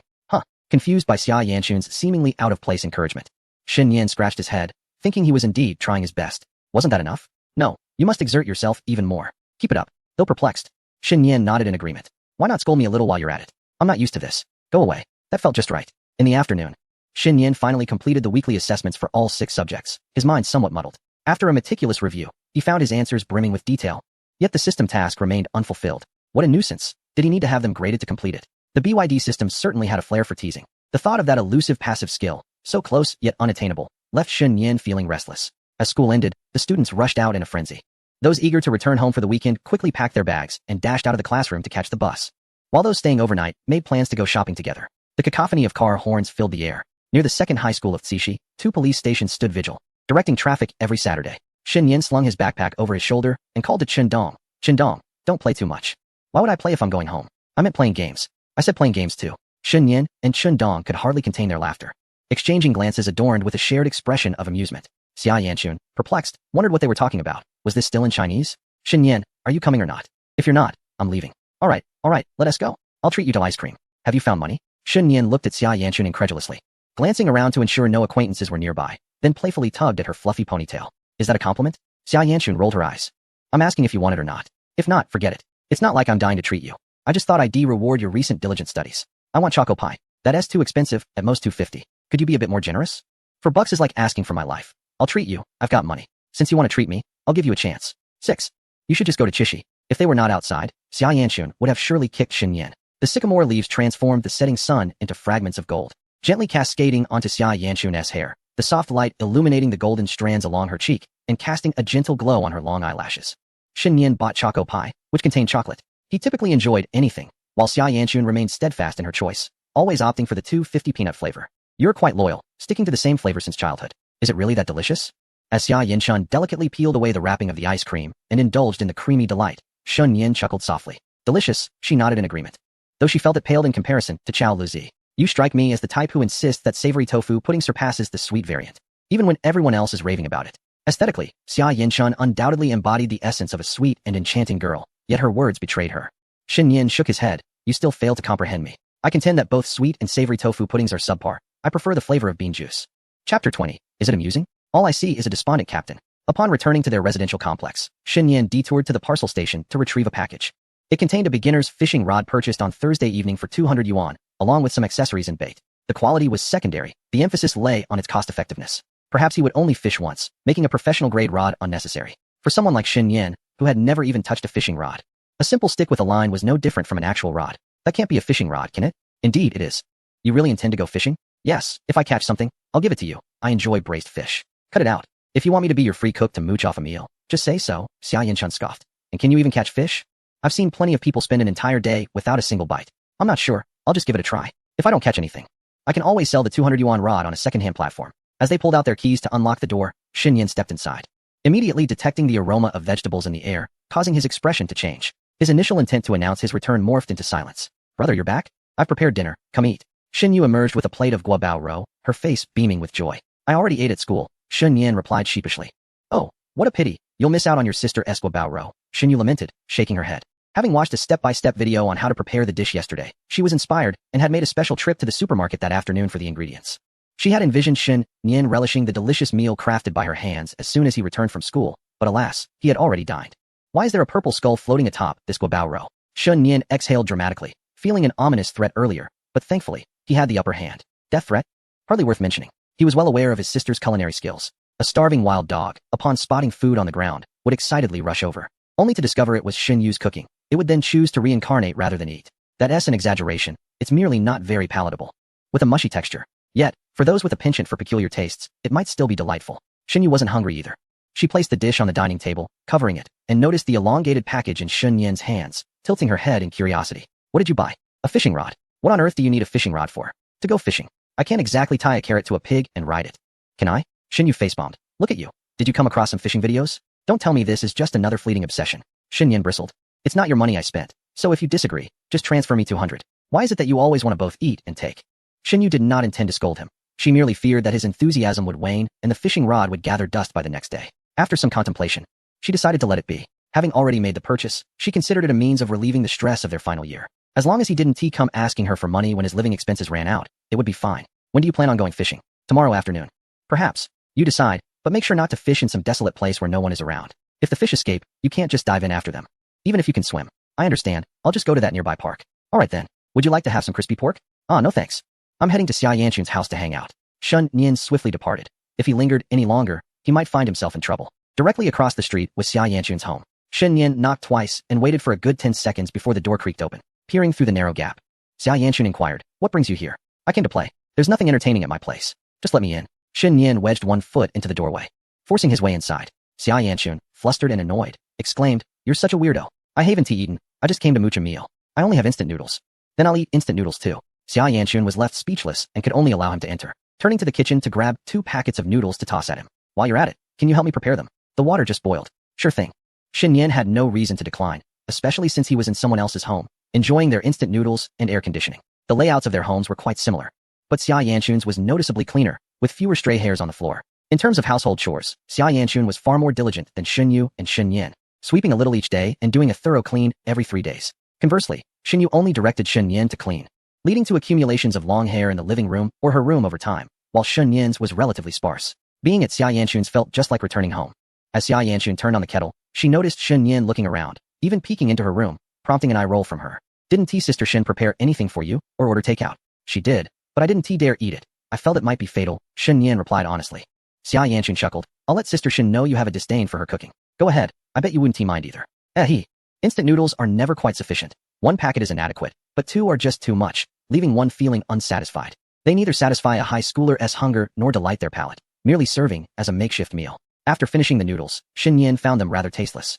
He had entered a state of ennui. When are you heading back? Xia Yanchun, clutching her clothes and readying to shower, urged him. I'm not going back. Then go downstairs. Don't take the elevator or stairs. The code? You're trying to kick me out, aren't you? Shin Yin felt a surge of indignation as he sat cross-legged like a tree. His rebellious spirit flared. Had Xia Yanchun said, Darling, why don't you stay tonight? He would have certainly left. But when he would depart remained uncertain. He might leave tomorrow, yet still linger. Hurry up, I want to shower.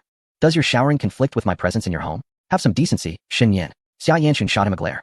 Huh. You said you wouldn't regard me as a man, yet you still concern yourself with these trivial matters between genders. Shin Yin felt a chill in his heart and rose to leave. After a while, I will finish my bath and seek out Sister Shin Yu for some amusement. Please. I beg you do not come. But I must go. Am I not allowed to leave? I can simply take my leave. Shin Yin, a master of evasion, vanished without a trace and conveniently closed the door behind him for Xia Yanchun. One Shin Yu was already enough for him to handle. If Xia Yanchun joined, he would truly have to find somewhere else to spend the night. It had been 2 months since Xia Yanchun last visited his home. The bond between Xia Yanchun and Shin Yu was strong, as they had exchanged keys to each other's residences, allowing visits without prior consent. 2 months prior, Shin Yin had experienced a rather unfortunate incident. On a stormy night, while Shin Yu was working late at the office, he was alone at home. The front door was locked, but the bedroom door was not. With his headphones on, he was oblivious to the world around him. This led to him not hearing Xia Yanchun's knock, and the door was unexpectedly pushed open by her. Amusing, isn't it? All I saw was a desperate captain. Today's Chapter ORZ Chapter 021. The Air Force with honor medals. Ultimately, Xia Yanchun did not come to Shin Yin's home. Shin Yin was quite content with the peace, and after finishing his bath, he retreated to his room to play games with Chun Dong for a while. At 10 o'clock that night, he began to study earnestly at his desk. To strive in silence is to study. Openly striving is merely called learning. The following day, at noon, the sun shone brightly. After sleeping for a full 9.5 hours, Shin Yin stirred awake, lingering in bed for another half hour. Those who do not laze about on weekends are truly remarkable. Shin Yu was asleep on the living room sofa, her hair spread out like a flower. With a television drama playing in the background, Shin Yin glanced at her before turning to brush his teeth and wash his face. On the table lay the dumplings and soy milk that Shin Yu had prepared, but having already had breakfast. He packed away his fishing rod and bombarded Xia Yanchun with 7 or 8 emoji messages. Xia Yanchun, if you send another dragon image, you're dead. Shin Yin, serious dragon image JPG. Moments later, Xia Yanchun emerged from her home, typically clad in school uniforms. Today she had donned a lovely short-sleeved shirt adorned with lace, paired with loose-fitting shorts that accentuated her youthful figure. Her fair feet, slightly turned in at the toes, revealed a hint of white socks peeking from her cloth shoes. Shin Yin assessed her from top to bottom, smirking slightly. What a little minx. Such audacity. High offense with low defense was commonplace, but this was his first encounter with a multifaceted attack coupled with robust defense. What was the reason for such a striking appearance? Xia Yanchun huffed, tossing her ponytail and crossing her arms. Where are we going? Ceramic Bin Park? Yes, Dong mentioned it's a good spot for fishing. You can cover the fare. Cover what? I'm driving, and there are 2 helmets in the car. Shin Yin jingled the electric scooter keys in his hand. Shin Yu typically drove to work, but on weekends, the scooter was his. Just wait for me here. After saying this, Xia Yanchun retreated into her home, while Shin Yin was not so compliant and followed her inside. Xia Yanchun's home exuded a refreshing aura, filled with the cool air of a young girl's sanctuary. Shin Yin, like a curious turtle, peered out, the small quilt on the soft bed in disarray, while a few delicate dolls rested against the wall, exuding a youthful charm. Though her privacy was being intruded upon, Xia Yanchun was not particularly concerned, having tidied up long ago. Besides, she had often ventured into Shin Yin's room to play. It would be hypocritical to deny him access to her own space.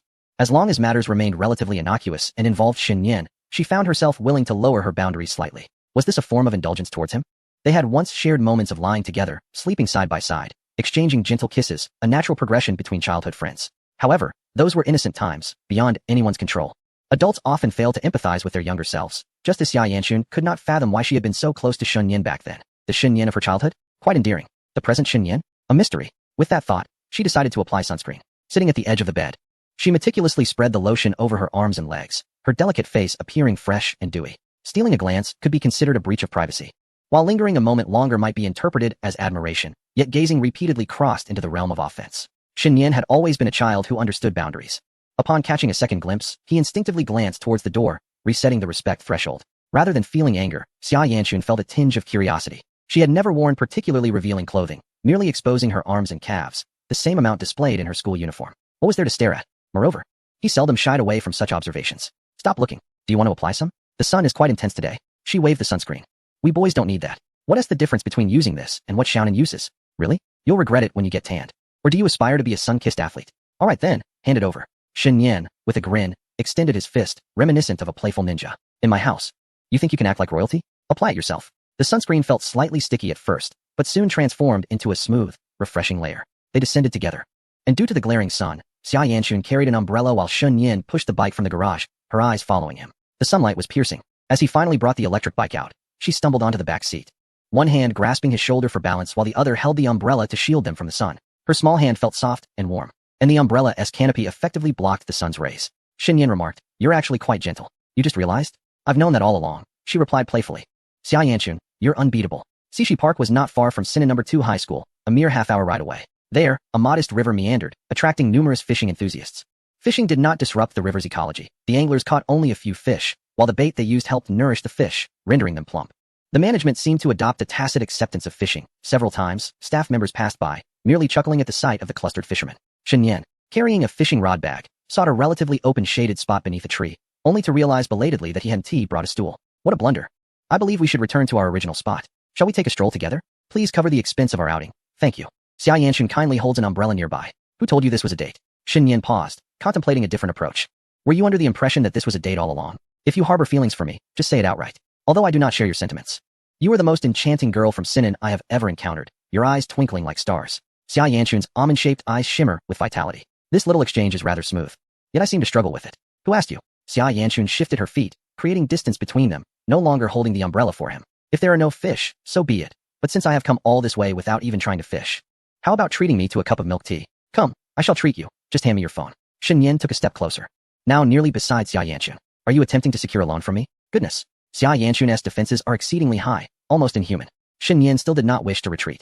Glancing around, he noticed a middle-aged gentleman nearby, lounging in a reclining chair while fishing, with an empty wooden chair beside him. The amiable uncle, observing the two youngsters who had come to fish without a chair, kindly offered his seat. In this day and age, it is rare to see such young anglers. The future of fishing rests upon the shoulders of these youth. Keep it up, young ones, and become the kings of fishing. The plan is in motion. Shen Yin gave Xia Yanchun a playful wink. Xia Yanchun turned her face away, leaning against the stone railing. Gazing at her reflection in the river, the kind-hearted uncle, amused by their interaction, inquired, "Are you two primary school students?" Shen Yin replied, "A primary school student standing at 1.8 meters tall. How intriguing. Sir, we hardly resemble primary school students. We are in our senior year of high school." "Oh really? I have a nephew who is also in his final year. How coincidental. Uncle, how long have you been fishing here?" "I arrived at 8 this morning." Shen Yin glanced at the empty bucket and then at the uncle's fishing rod. "Caught nothing? When did you arrive?" Noticing Shen Yin's silence, the uncle grew anxious. "Today has not been fortunate. Don't doubt me, young man. The river's ecosystem has been damaged, and there has been little fish lately. Just look at those around us. No one has caught anything substantial. Because of this poor fishing, my wife no longer supports my outings. If I cannot catch fish, my freedom to fish will be curtailed." The uncle's melancholy deepened, a poignant reflection of the sorrows of middle-aged men. Yes, I believe you, uncle," Shen Yin smiled. "Oh, fishing does depend on luck. Normally, I catch fish weighing over 10 pounds. Today, however, luck has eluded me. By the way, I was the gold medalist in last year's Sinan fishing competition." As he spoke, the uncle rummaged through his bag to produce a gold medal engraved with the words fishing competition, presenting it to Shen Yin as evidence, albeit subtly.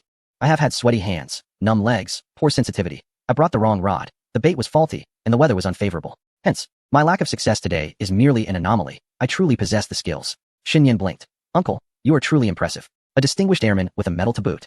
"I am in awe." Chapter 022. The underwater blind spot today. The usually cheerful Shen Yin was unusually silent. Even Xia Yanchun remained quiet, her gaze shifting between the gold medal and the empty bucket, ultimately resting on the uncle. Why the silence? Could it be that my fishing competition medal has left him speechless? The uncle adjusted his white tank top, a wave of warmth radiating from him. It was understandable. These two high school students had come to fish without even bringing chairs, wielding only inexpensive beginner's rods.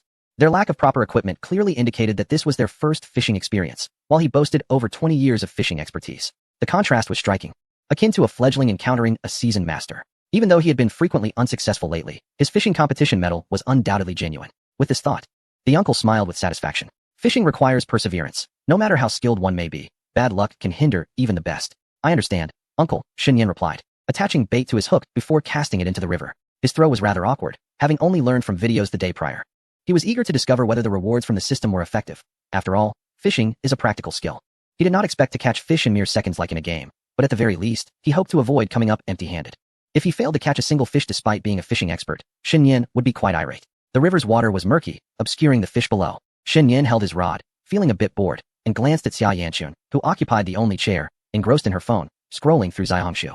Well, if she was going to sit, so be it. The process of fishing could be quite tedious. It was only fair not to make her stand while he fished. But wait, was she taking photos? Was she posting something? Surely she wouldn't expose him, would she? He hoped she would make him look good. I'm merely documenting life. Curious if anyone knows how to fish, Xia Yanxun replied, pouting slightly. Then why not ask this uncle beside you? Shen Yan whispered. But he hasn't caught anything yet. What is the point in asking him? Xia Yanxun countered softly. That made sense. The uncle nearby overheard Xia Yanxun's inquiry about fishing and chuckled. Youth truly has its charm. Even a simple conversation felt like a secret. If you two have any questions, feel free to ask. With 20 years of fishing experience, I can surely help you. Shen Yan and Xia Yanxun replied in unison, Uncle. We're good with just watching the tutorial. Just as he was about to speak again, Shen Yan's rod was suddenly yanked by an unseen force, startling him. He quickly began to reel it in. Am I getting a bite? Xia Yanxun said excitedly, leaning over the railing to see what was happening. Her big eyes wide with anticipation. The uncle furrowed his brow, sensing something amiss. The rod was still moving erratically amidst their chatter. And without having baited the spot properly, how could he catch a fish? What was the significance of all the bait he had prepared? Yet, catching a fish was a good omen. A novice's first catch deserved celebration. Shen Yan diligently reeled in his line, his technique somewhat unrefined. The fish in the river appeared quite vigorous, and before long, he found himself exhausted, yet managed to haul one up. A fish no larger than the palm of his hand. Oh, Xia Yanxun clapped her hands in delight, quickly retrieving her phone to capture the moment. Quite impressive indeed. The uncle beamed with satisfaction. Shen Yan scratched his head, unable to suppress a grin. The first fish caught by a newcomer was so lively. He cast his line again. 2 minutes later, Shen Yan had hooked another fish. This one the length of his forearm. Oh, Xia Yanxun continued to take photos, prodding the fish with a stick she had found. Something was happening. The uncle began to sense a pattern. Shen Yan cast his line once more, and 10 minutes later, he reeled in yet another sizable catch. Oh my, Xia Yanxun exclaimed. Could it be that Shen Yan was truly a fishing expert? Little brother, that new angler's gift is quite the treasure. Cherish it well, the uncle observed, gradually realizing something was amiss. Uncle, my bucket is a bit small. May I place it in yours? He asked. Ahem, certainly, came the reply. Shen Yan cast his line again, and after another 10 minutes, he had yet another impressive fish, this one nearly as long as his arm, which struggled briefly before yielding effortlessly to Shen Yan's skill. What a revelation. It was the first time he had witnessed a fish lying flat, surrendering without resistance upon biting the hook. Oh my, Xia Yanxun's eyes sparkled with wonder. Isn't this unusual? The uncle furrowed his brow, noting the proximity of their positions. While Shen Yan was catching fish, he remained empty-handed. This cannot be right. Surely, every cast should yield a catch. With a sense of accomplishment, Shen Yan decided it was time to pack up. In less than an hour, he had caught several large fish, leaving him exhilarated. Shen Yan, you truly can fish? Nothing extraordinary, merely a matter of practice and humility. After a morning of fishing, the uncle, who had won the gold prize in a fishing competition, yet caught nothing but empty air lately, glanced into his bucket filled with Shen Yan's fish. The bucket belonged to him, but the fish were another's. Impressive. Little brother, how did you manage to catch these fish? The uncle's tone was now filled with deep respect. Shen Yan replied, I cannot say. The fish simply took the bait.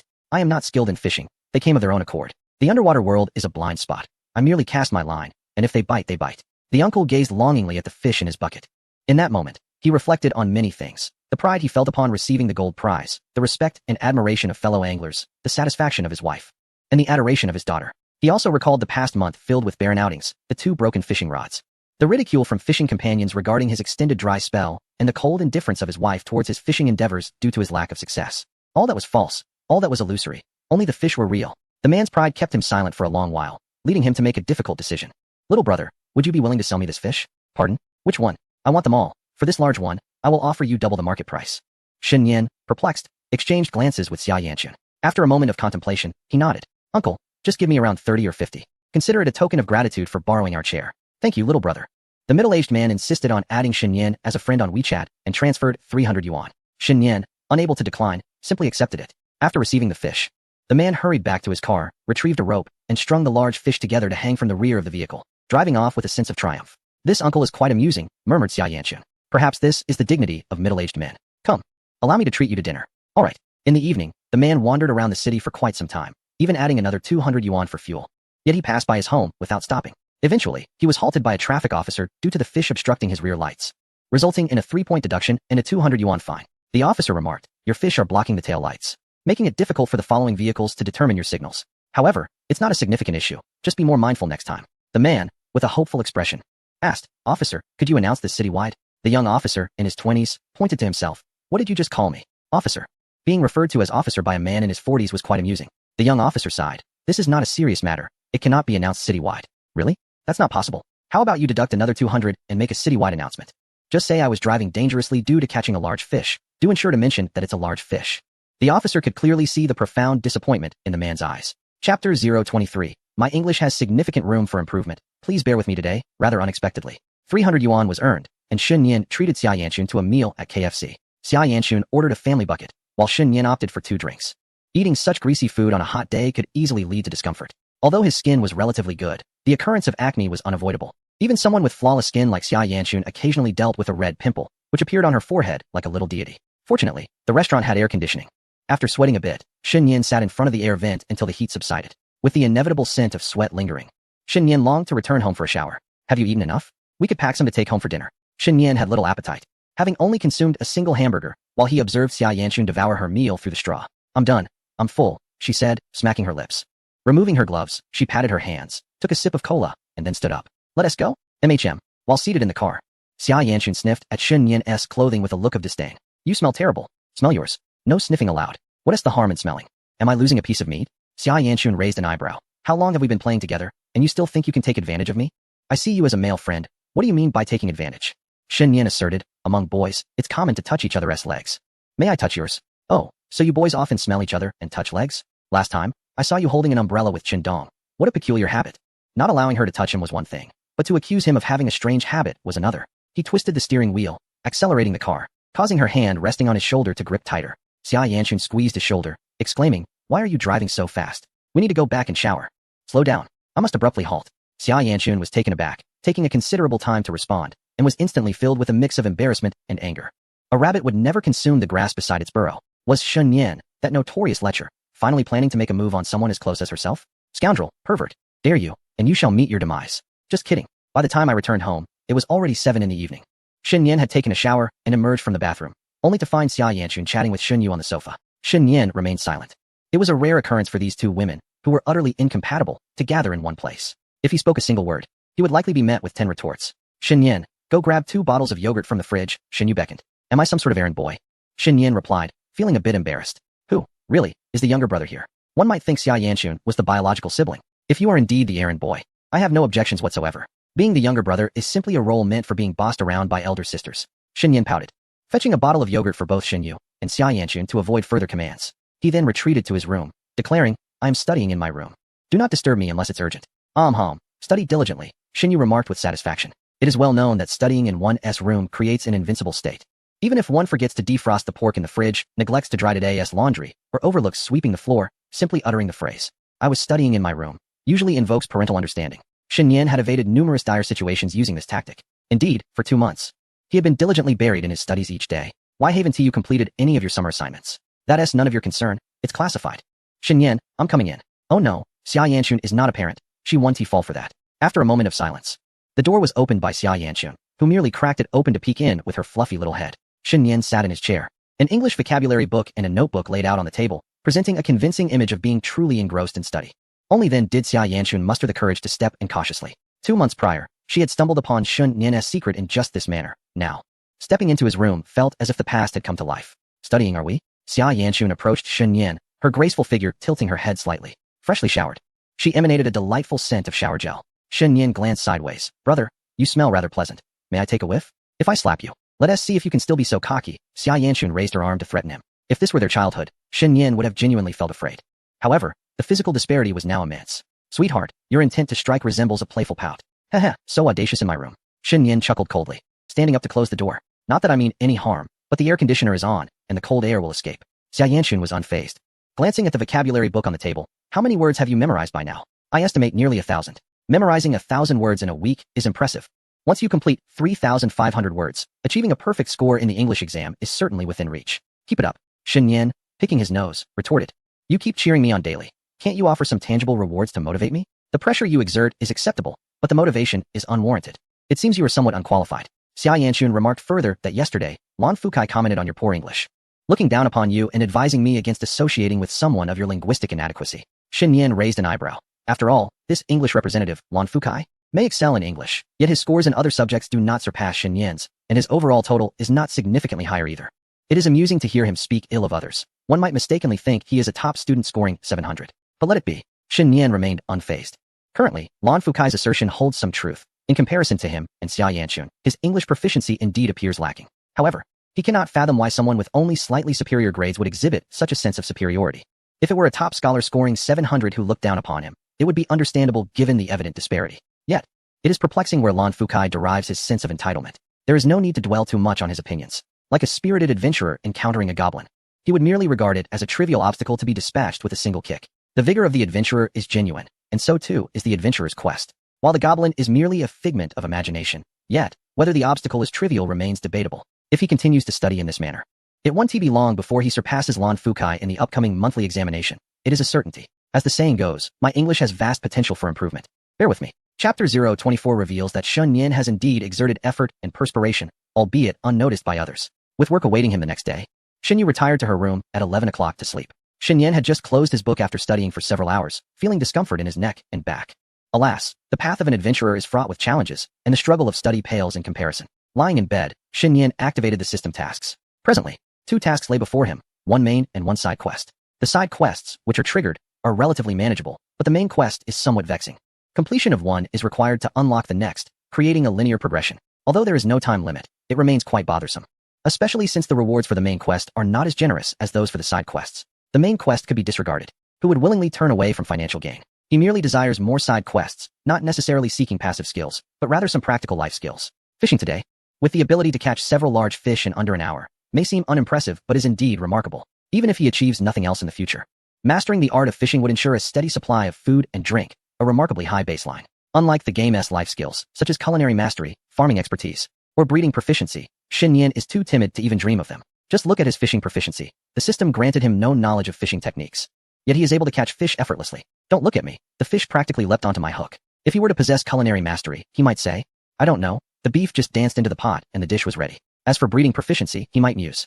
Isn't it simply a matter of tossing the shrimp fry into the water? Who cares about water quality, oxygen supply, or feed? What justifies the notion that while others toil for a decade to master a particular skill, I can achieve it in merely 2 days? In truth, Shun Yin has exerted his own efforts and sweat, albeit the perspiration remains invisible to others. The following day, Monday, Shin Yin arose a minute before the alarm was set to ring. Have you ever witnessed Harvard Library at 4 in the morning? Shin Yin certainly has not. Just as Harvard Library has yet to encounter Shin Yin, the absence of Shin Yin from Harvard Library is undoubtedly a loss for the institution. Such is Shin Yin's perspective on life. Focusing solely on one's own shortcomings breeds insecurity and sensitivity, hence it is essential to scrutinize others as well. Accompanied by Xia Yanchun, Shin Yin made his way to school, where the scores from yesterday's weekly test were released. Out of a possible 600 points, Shin Yin scored 548, with 90 in Chinese, 100 in mathematics, 74 in English, and 284 in comprehensive science. At first glance, these scores appear commendable. However, the weekly test consisted of questions formulated by the subject teachers, rendering them simple and informal, lacking any substantial reference value. Nevertheless, the English subject merits further examination, for despite the varying difficulty of the questions, Shin Yin had previously relied on luck to attain scores between 40 and 50, and at his lowest, he scored a mere 21, an unequivocal failure in English. Yet this time, bolstered by the vocabulary he memorized, he achieved a score of 74. Noteworthy indeed, a remarkable feat. This is a minor step in terms of scoring, but a significant leap for Shin Yin, transitioning from reliance on luck to that of skill. A true evolution from 0 to 1. In short, Shin Yin was elated and resolved to treat himself to a chicken leg for lunch, courtesy of Qindong. At that moment, the system panel appeared. Side quest, youthful vigor. Completed, reward, 1,000 gold coins. Passive skill, vigor, enhanced physical recovery and improved combat focus. Main quest, courage is the anthem of humanity. Completed, reward, 1,000 gold coins. Unlocked main quest, when the pupils cease to tremble. Initial hunt of intermediate monsters. Reward, 1,000 gold coins. Title, glimmering experience, slight increase in experience gain. As Shin Yin anticipated, both the main and side quests were completed concurrently. Following the completion of the main quest, the next main quest was unlocked. Shin Yin pondered the new main quest, which entailed hunting intermediate monsters. If the weekly test represented the initial tier, then the intermediate monsters likely corresponded to the upcoming monthly examination. With the monthly test approaching at the end of the month, the reward of 1,000 gold coins seemed rather mundane, with the subsequent title holding more significance. The slight increase in experience gain felt somewhat abstract. In the game, monsters can be farmed for experience, yet in reality, solving problems does not yield such rewards. The system lacks an attribute panel, offering no insight into levels or the like, merely indicating that attributes can be enhanced without revealing baseline values or limits. Furthermore, the newly acquired passive skill intrigued him. Was the physical recovery as he imagined? How fascinating. Shin Yin harbored a bold idea, bolder than a single continuous shot, yet he refrained from voicing it, for it was indeed too audacious. As the morning study session commenced, Shin Yin had no choice but to momentarily set aside the tasks at hand. With the military training for the first year concluded, all students were required to gather for the flag-raising ceremony, followed by a lengthy address from the leadership. Shin Yin has always been indifferent, finding the speeches of school leaders less thrilling than the legendary heroes of Ultraman. Di Jia, Dai Na, Gaia, Taijia, and Talikia. He forgets some in the middle and others at the end. This, indeed, is true music. In the morning, there were 2 consecutive English classes. Yan Yuzhu entered with her long legs to discuss the recent test papers, and halfway through, she casually praised Shen Yan. The progress of Shen Yan is quite evident. Some students who have given up on English suggested they seek his study methods. Shen Yan blushed from the praise. Hee. Shen Yan, please come to the office after class. Oh, Shen Yan didn't respond with a giggle. After class, he followed Yan Yuzhu into the office. The office was divided into groups, and Yan Yuzhu's was primarily for Chinese and English teachers, mostly young women. Upon entering, one could still catch a whiff of a refreshing scent. The earnest Shen Yan stood obediently beside Yan Yuzhu. Is there something you need, teacher? Do you remember the study plan we discussed earlier? Take this material back and memorize it. Focus on the words and grammar. I will conduct a surprise check tonight, and there will be rewards for completion. Yan Yuzhu spoke gently, her demeanor warm. What teacher wouldn't appreciate a student who has turned their life around? Can you give me a hint? What is the reward? Perhaps some snacks, Yan Yuzhu replied casually. The one who comes can be pursued, and the lost traveler is not far from the path. I have high hopes for you. Of course, teacher. You know I have always loved English. Uft. Yan Yuzhu chuckled, covering her mouth, her laughter causing a delightful commotion. How come no one told her before that Shen Yan was this amusing? The previously dull office was uplifted by her laughter, and several gazes fell upon Shen Yan. Which class is this talented individual from? To have our beautiful teacher so entertained. Teacher, I will head back now. Keep up the good work. Received. I shall become teacher Yan's most loyal disciple. Shen Yan stood at attention, his eyes resolute, aspiring to be a mecha pilot. Oh, I nearly forgot to mention. There are also consequences for failing to complete the study tasks. Teacher, my loyalty to you seems a bit unfaithful. Recently, my state has not been ideal. I've fallen behind for a few days. Let me adjust my schedule to resume my routine. Sorry. Chapter 025. English is also a language. English is also literature. Entering the office empty-handed, he returned with a set of study materials. Since teacher Yin said it was important, it must indeed be so. He would memorize it diligently. What did you do to get called out by the teacher? Chen Dong turned around, a puzzled expression on his face. Teacher Yin invited me to meet tonight. If I perform well, there will be a reward. Is that even right? Have you crossed over to Tokyo? You're truly incorrigible. Don't be so vulgar. It's just a dictation I have to do every day. Chen Dong patted Shen Yan's shoulder, instantly relieved. If he had said so earlier, it would have been much simpler. Shen Yan, you must live well. Shen Yan said little more, standing by the window to enjoy the warm breeze outside. Autumn had arrived, and the gentle touch of the autumn maiden was somewhat pleasurable. The autumn maiden, warm and passionate. As time passes, that fervor gradually transforms into a coolness, creating a stark contrast. As early autumn brings warmth and late autumn ushers in coolness, one need not inquire further. It is merely the gentle caress of autumn's maiden.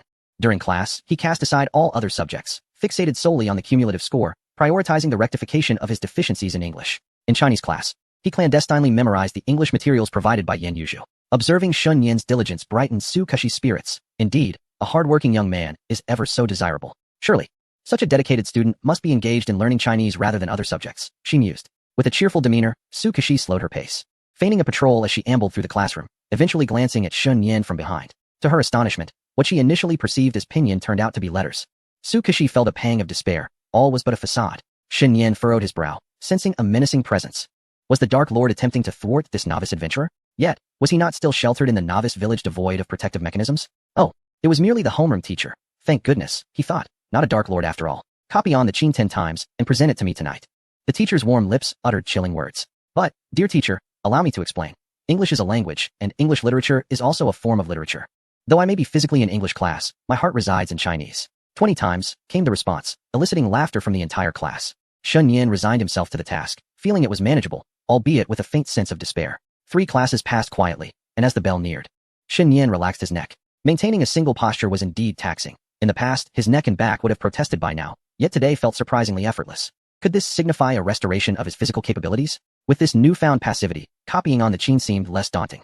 He pondered if this meant he was destined to become an unfeeling learning machine. If only this passivity had arrived a decade earlier. After enduring a beating from his parents, he had vowed to become a humorless study machine, yet he still found himself devouring 2 large bowls of rice during meals. Alas, one must eat rather than feast upon stir-fried bamboo shoots and pork. Had this passivity arrived 10 years prior, such foolish antics would have been avoided. As he rubbed his temples, he lamented, "That is not my journey. It is my dark history. Shall we head to the cafeteria?" Chen Dong murmured discreetly. It's time to showcase our senior prowess to the freshmen. Last week, during military training, the freshmen had access to the cafeteria before others, and none could surpass them in line. Now, one could imagine that even Usain Bolt would be left with leftovers at CI and number 2 high school. When the class bell rang, the teacher did not extend the period, and Shun Yan and Chen Dong dashed out, bounding down 5 flights of stairs. Encountering the formidable Ma Chinua defense line of hand-holding sisters on the lower floors proved futile as they exerted every effort to overcome. The cafeteria was not far from the senior classrooms, but reaching the front of the line required a frenzied sprint. By the time they arrived, Chen Dong leaned against Shun Yan's shoulder, panting heavily, utterly exhausted. Such is the nature of anaerobic exercise. Everyone gasped for breath, until Chen Dong caught sight of Shen Yan. Wait, how is this guy so composed? Is he recovering that quickly? I believe you can react faster than a shell. In moments like these, one must refrain from praising Shun Yan excessively. The more one lauds him, the more one feels inadequate in comparison. Aside from flaunting one's own shortcomings in front of single friends, no one would openly admit their own deficiencies. Alas, I am indeed formidable to a frightful degree. Out of the blue, Shun Yan flipped his bangs upward, exuding an irresistible charm, running 200 or 300 meters without breaking a sweat. How could one possibly compete with that? Chen Dong remarked. He will sing his own praises, and so he did. In the cafeteria, chicken legs priced at 4 yuan each were in limited supply, and if one did not rush, they would surely miss out. Today, however, a delightful feast awaited. As Shun Yan returned to the classroom, Xia Yin-chun had just descended from the cafeteria with a few other girls. She purchased a large peanut snack and settled into her seat, delicately licking the cream off with her little tongue, remaining silent for half an hour. Unable to resist, she glanced toward Shen Yan, who was strangely quiet today. Engrossed in his English materials, let him work hard. She secretly wished for his scores to be nearly as high as hers, so they could attend university together and provide mutual support. As time passed, Xia Yin-chun took out a small pillow and rested her head on the desk, drifting into a sweet slumber. The rustling of pages and the sound of pencil on paper echoed around her. Xia Yin-chun remarked on the cacophony. Could you perhaps refrain from studying and allow yourself a proper rest? Otherwise, you'll lack energy this afternoon. I am not tired, Shen Yan replied, as cold as ice. Logically, this midday interval should be reserved for slumber, yet perhaps due to his passive nature, he remained quite alert. Is alertness a form of bodily function? If so, does that mean I need not sleep at all? Could I be on the path to transcendence? Xia Yin-chun pouted slightly, turning her face away from him. With a sudden movement, Shen Yan took a seat in Li Shiyan's place. What are you doing? Why not indulge in a long-awaited afternoon nap together? Shen Yan suggested nonchalantly, though he still clutched that vocabulary book. Xia Yin-chun was taken aback. What on earth are you talking about? Why would I want to sleep with you? Fear not, no one would know. The classroom cameras are never operational, he replied. Who even asked you that? What is your motivation? Why should I share a nap with you? Upon realizing the ambiguity of her words, she quickly corrected herself. No, just go back. It's not as if we haven't napped together before. I even hit you once. Can you still retaliate? Shen Yan's expression darkened. Xia Yin-chun's logic was sharp, and he found no advantage in their banter. So he spoke plainly. It's hot over there. I came to enjoy the breeze from your fan. During the lunch break, only the two of them occupied the classroom, where air conditioning was prohibited, leaving only 2 ceiling fans humming. The midday sun blazed, heating the walls to a scorching temperature akin to a furnace. Sitting for an hour could leave one half cooked. Can't you sleep under another fan? Honestly, I do wish to nap together, Shen Yan grinned. I would like to hit you too, Xia Yin-chun retorted with a grin. Shen Yan remained impassive. Opting not to grin, I will sit beside you, not to sleep, but to read instead. Do as you please, just don't disturb Shiyan's books, she warned. I intend to covertly observe you, she added with a mischievous chuckle. Oh, Xia Yin-chun turned her face away again. She was not genuinely upset. Yet Shen Yan felt a sudden emptiness enveloping him. Occasionally, the sound of wheels rolling over the asphalt can be heard, as if the entire school has descended into silence. The ceiling fan hummed softly. Although Shen Yan cannot discern the sound of Xia Yin-chun's breathing, he can detect a faint, familiar fragrance emanating from her. The tranquil atmosphere causes his thoughts to wander, evoking memories of a particular weekend from his childhood. The town's primary school permitted students to enter on weekends, and he and Xia Yin-chun once played hide-and-seek there. He took on the role of the seeker and searched for half an hour without finding her, ultimately reduced to tears. Later, he spotted Xia Yin-chun emerging from the girls' restroom, her laughter ringing in his ears. The petite Xia Yin-chun of that time. While most reminisce about childhood with increasing warmth, Shen Yan feels a nostalgic warmth, albeit with an intensity that seems a touch excessive. Has she fallen asleep? Xia Yin-chun stirs slightly, emitting a soft sound. It is indeed a bit warm. Sleeping is somewhat uncomfortable. And she begins to understand why Shen Yan wished to sit closer. Should I wake you up to sleep again? Must I resort to the same tactics as in our childhood to keep you in line? Are you challenging me to a true duel of warriors? Since entering puberty, Shen Yan has taken to secretly studying Japanese and Korean culture, far ahead of his peers. It has become evident that understanding him is a feat beyond the grasp of the average person. Xia Yin-chun turns her head and winks at him, teasingly asking if he has regressed into a primitive state when not in her presence. For how else could he be so foolish? With 2 insults embedded in one sentence. Shen Yan raises his hands in mock surrender, acknowledging her high level of aggression, declaring that he concedes and that she has earned the right to engage in the realm of social media. Xia Yin-chun falls silent, merely revealing half her face to meet Shen Yan's gaze, her delicate eyebrows momentarily furrowing beneath her bangs. She examines Shen Yan's face closely, noting that his features are frustratingly refined. Fortunately, he is merely being foolish. Had he matured into a more charismatic figure, one can only imagine the extent of his appeal. If Shen Yan were a bit more earnest, with a touch more consideration and tolerance for girls, he would likely have received love letters long ago. You are quite handsome. Yet your personality entirely undermines this advantage. However, since he is merely being foolish, Xia Yin-chun feels she can accept it, especially after all these years. Xiao Bao, stop staring. Do you need me to coax you to sleep? Go read under another fan. I want tea. I prefer sitting next to you. Then speak less. No problem. Xiao Bao, don't call me that. All right, little Xia. Xia Yin-chun feels a warmth spread across her face. What does he mean by calling her Xia Bao? They have grown up together, companions for over a decade. Are they really that familiar? Of course. If Xin Yin were to address her as sister, it would signify their childhood bond as childhood sweethearts, akin to a perfectly roasted chicken. Observing Xin Yin's cheerful expression, Xia Yin-chun realizes that anger diminishes her lifespan by 5 seconds, while happiness extends it by 5. Xin Yin seems intent on driving himself to despair. Perhaps to dance on her grave. Chapter 026. When a boy says he wants to see legs, he is not merely interested in the legs. When she awakens, it is already 2 in the afternoon. Rubbing her drowsy eyes, Xia Yanchun slightly pouted and rose from her slumber. Her neck felt somewhat stiff, and her hands tingled as if struck by an electric current. The air conditioning had been turned off during her afternoon nap due to the oppressive heat, leaving her skin uncomfortably sticky. She had not slept well at all, and she blamed Xin Yin for this disarray. While she dozed, Xin Yin had returned to his own seat. After observing Xia Yanchun's face for over a decade, he found no thrill in mere observation. Preferring the allure of the letter S, childhood companions, Xia Yanchun paled in comparison to serendipitous encounters, the letter S, unless one were to glance at her legs. You see, when a young man expresses a desire to see a girl's legs, he is often yearning not for the legs themselves, but for an understanding of the journey she has traversed, the joys and sorrows she has encountered. Xia Yanchun had endured countless hardships throughout her life, and Xin Yin was undoubtedly concerned. However, this concern manifested in a desire to behold her legs. Is not an interest in her legs a form of concern? As for the source of her suffering, Xin Yin believed it prudent to refrain from meddling in affairs that do not pertain to him. With 3 more classes to attend in the afternoon, Xin Yin felt a hint of fatigue. Being spirited does not equate to invincibility. While the body may possess remarkable recuperative abilities, the increasing strain on it can hinder recovery, making sustained optimal performance elusive. The system, rather surprisingly, displayed an understanding of physics, acknowledging that perpetual motion machines do not exist in this world. Casting a glance at the system, Xin Yin resolved to discreetly slumber during mathematics class. He held a deep respect for the mathematics teacher, whose beauty and kindness shone through. Although she often struggled to secure gym class time against other teachers during rainy days, her grace and benevolence were undeniable, particularly towards Xin Yin. After all, few in the school could achieve higher scores in mathematics than he. A score of 140 was considered the pinnacle for the average student. While the remaining success often hinged on innate talent, effort alone could yield minimal results. Talent may not sculpt one's physique into chiseled perfection, but a knife can. Talent cannot bestow upon you an impeccable body, yet a pillow can facilitate dreams. Talent will not grant you robust muscles, and the deception of effort may not guarantee results either. That said, diligence remains crucial. Xin Yin had witnessed an airman whose relentless dedication earned him the honor he rightfully deserved, becoming a celebrated member of the Air Force. Upon the conclusion of the afternoon classes, Xin Yin returned home for a refreshing shower. The weather was brutally hot, making even the walk home a sweaty endeavor. With a lengthy evening study session ahead, he sought to rid himself of the discomfort of stickiness. He intended to emerge in a state of rejuvenation. However, before heading to school for evening classes, he made a detour to a bubble tea shop. The establishment was bustling, with an evident surge in orders, and the staff were becoming increasingly busy, as many students clad in various colored uniforms occupied the seats within. Xin Yin ordered 2 cups of baked milk tea, and upon completing his payment, a notification popped up on WeChat. It was from the uncle who had previously sold him fish, who had added him on WeChat.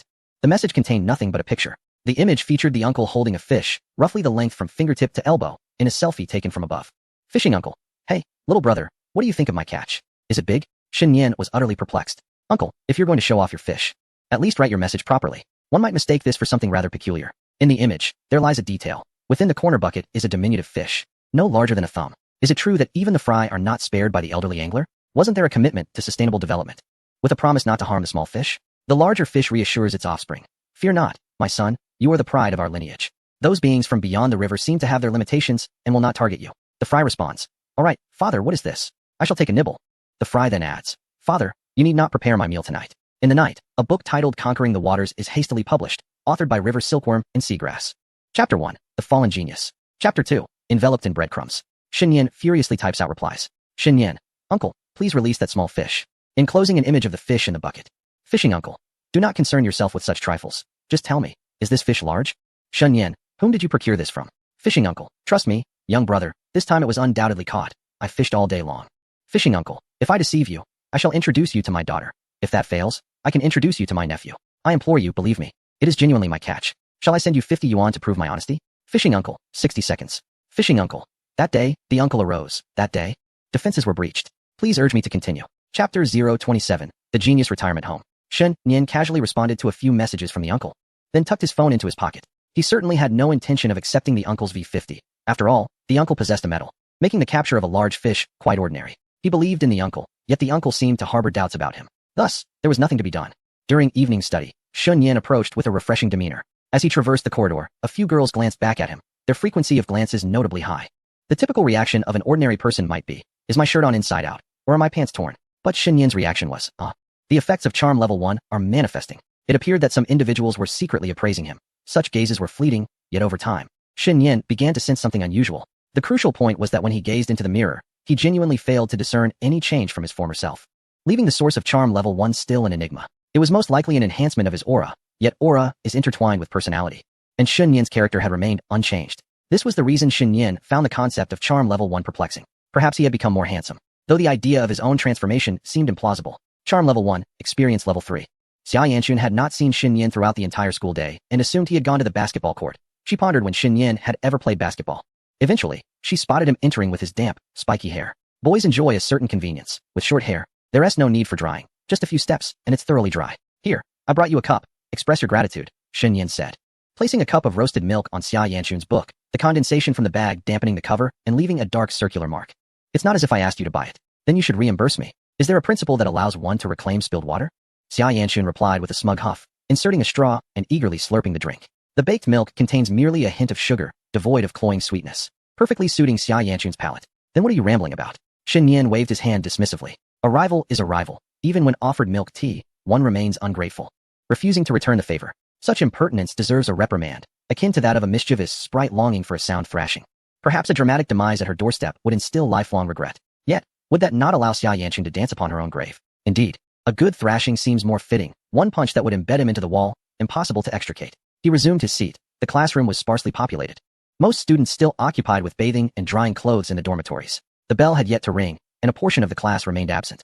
The duty class monitor sat at the front, marking the tardy students one by one. Shen Yan had 2 tasks for the evening.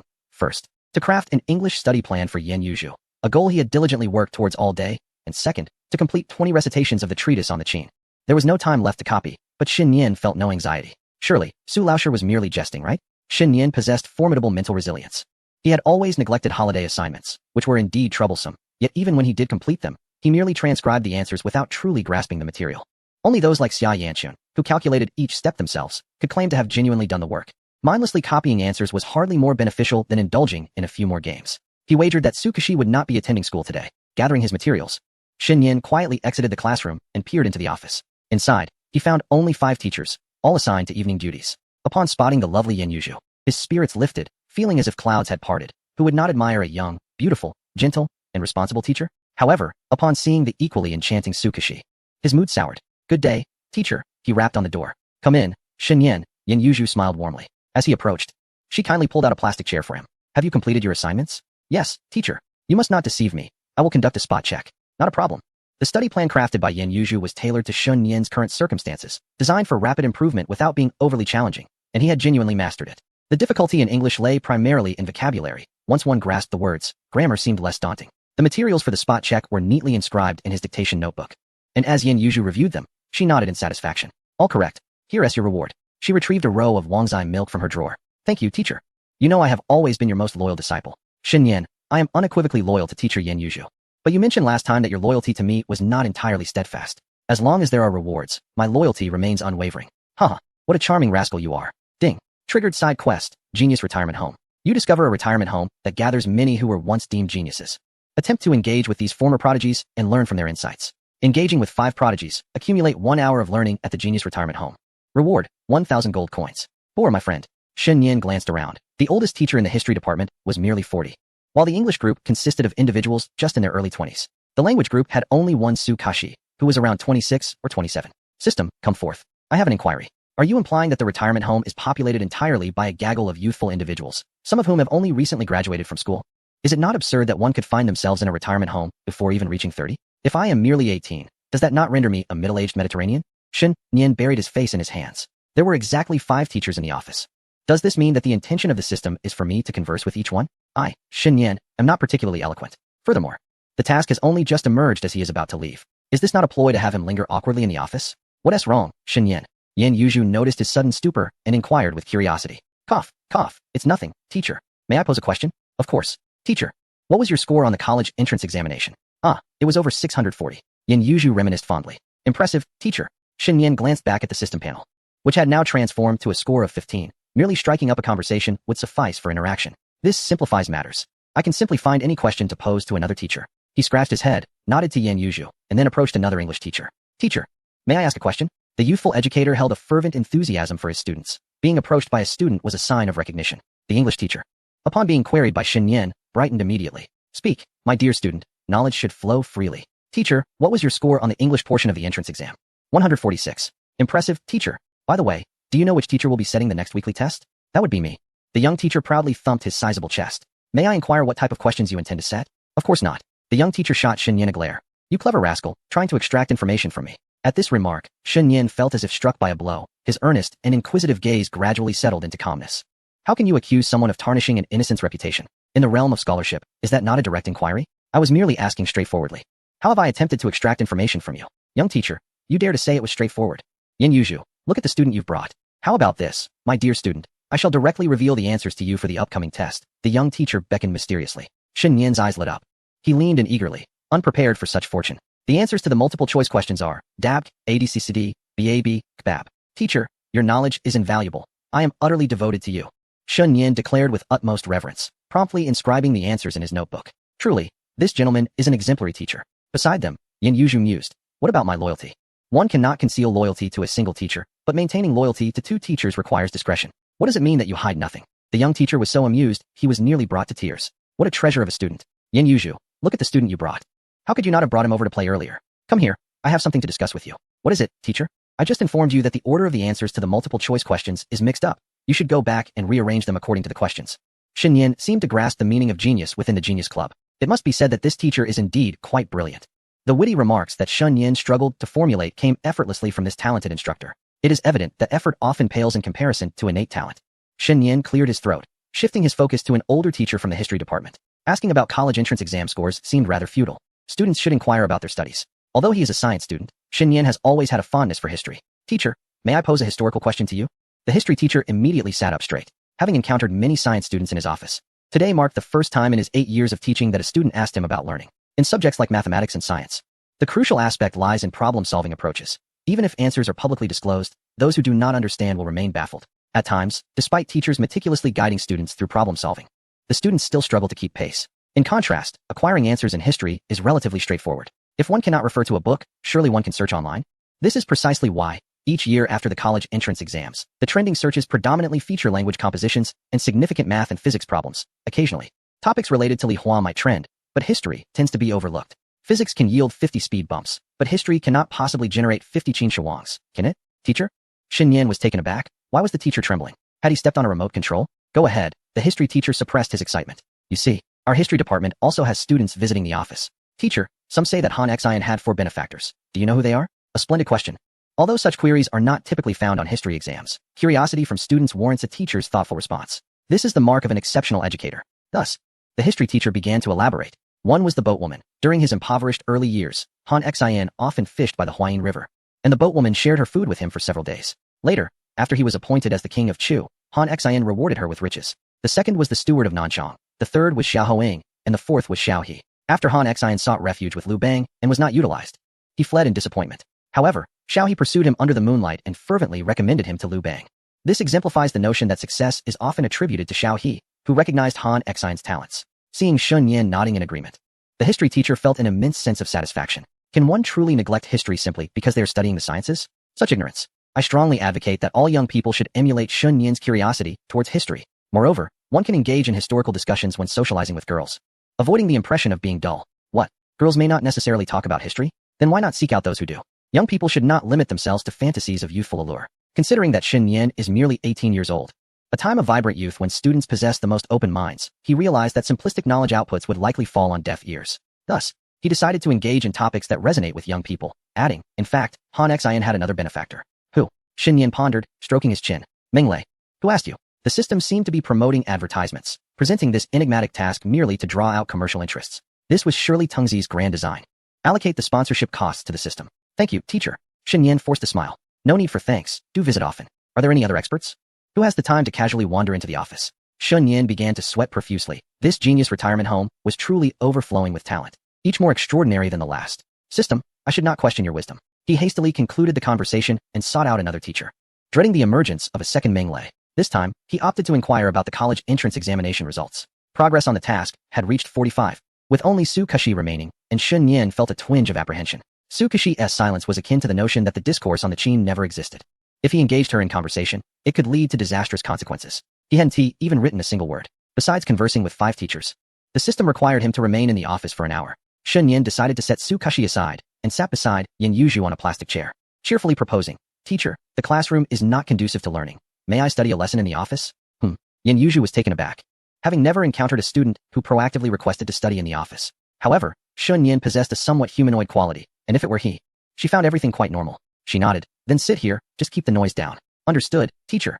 I will supervise you closely," Shun Yin replied, his lips twitching. What kind of dreadful impression had he left on his teachers over the past 2 years? Just because he had doodled, napped, or read novels during English class. Did that mean he was not a student who enjoyed the subject? He had merely made the common mistakes of youth. Teachers can change, just like Chen Dong, who favored Sanshang in his first year and Gong Zhe in his second, and now even his ethnicity has transformed, changing every year. If one can evolve from disliking cilantro to loving it, why can't I transition from not studying English to being passionate about it? It must be said, the office environment was indeed quite conducive to study, quiet, with a cool air conditioning and the teacher nearby for immediate questions, along with ample space to work in silence. While Shun Yin diligently studied, Su Kashi sat nearby, staring blankly at her computer, her thoughts drifting toward Shun Yin. The office housed 5 teachers.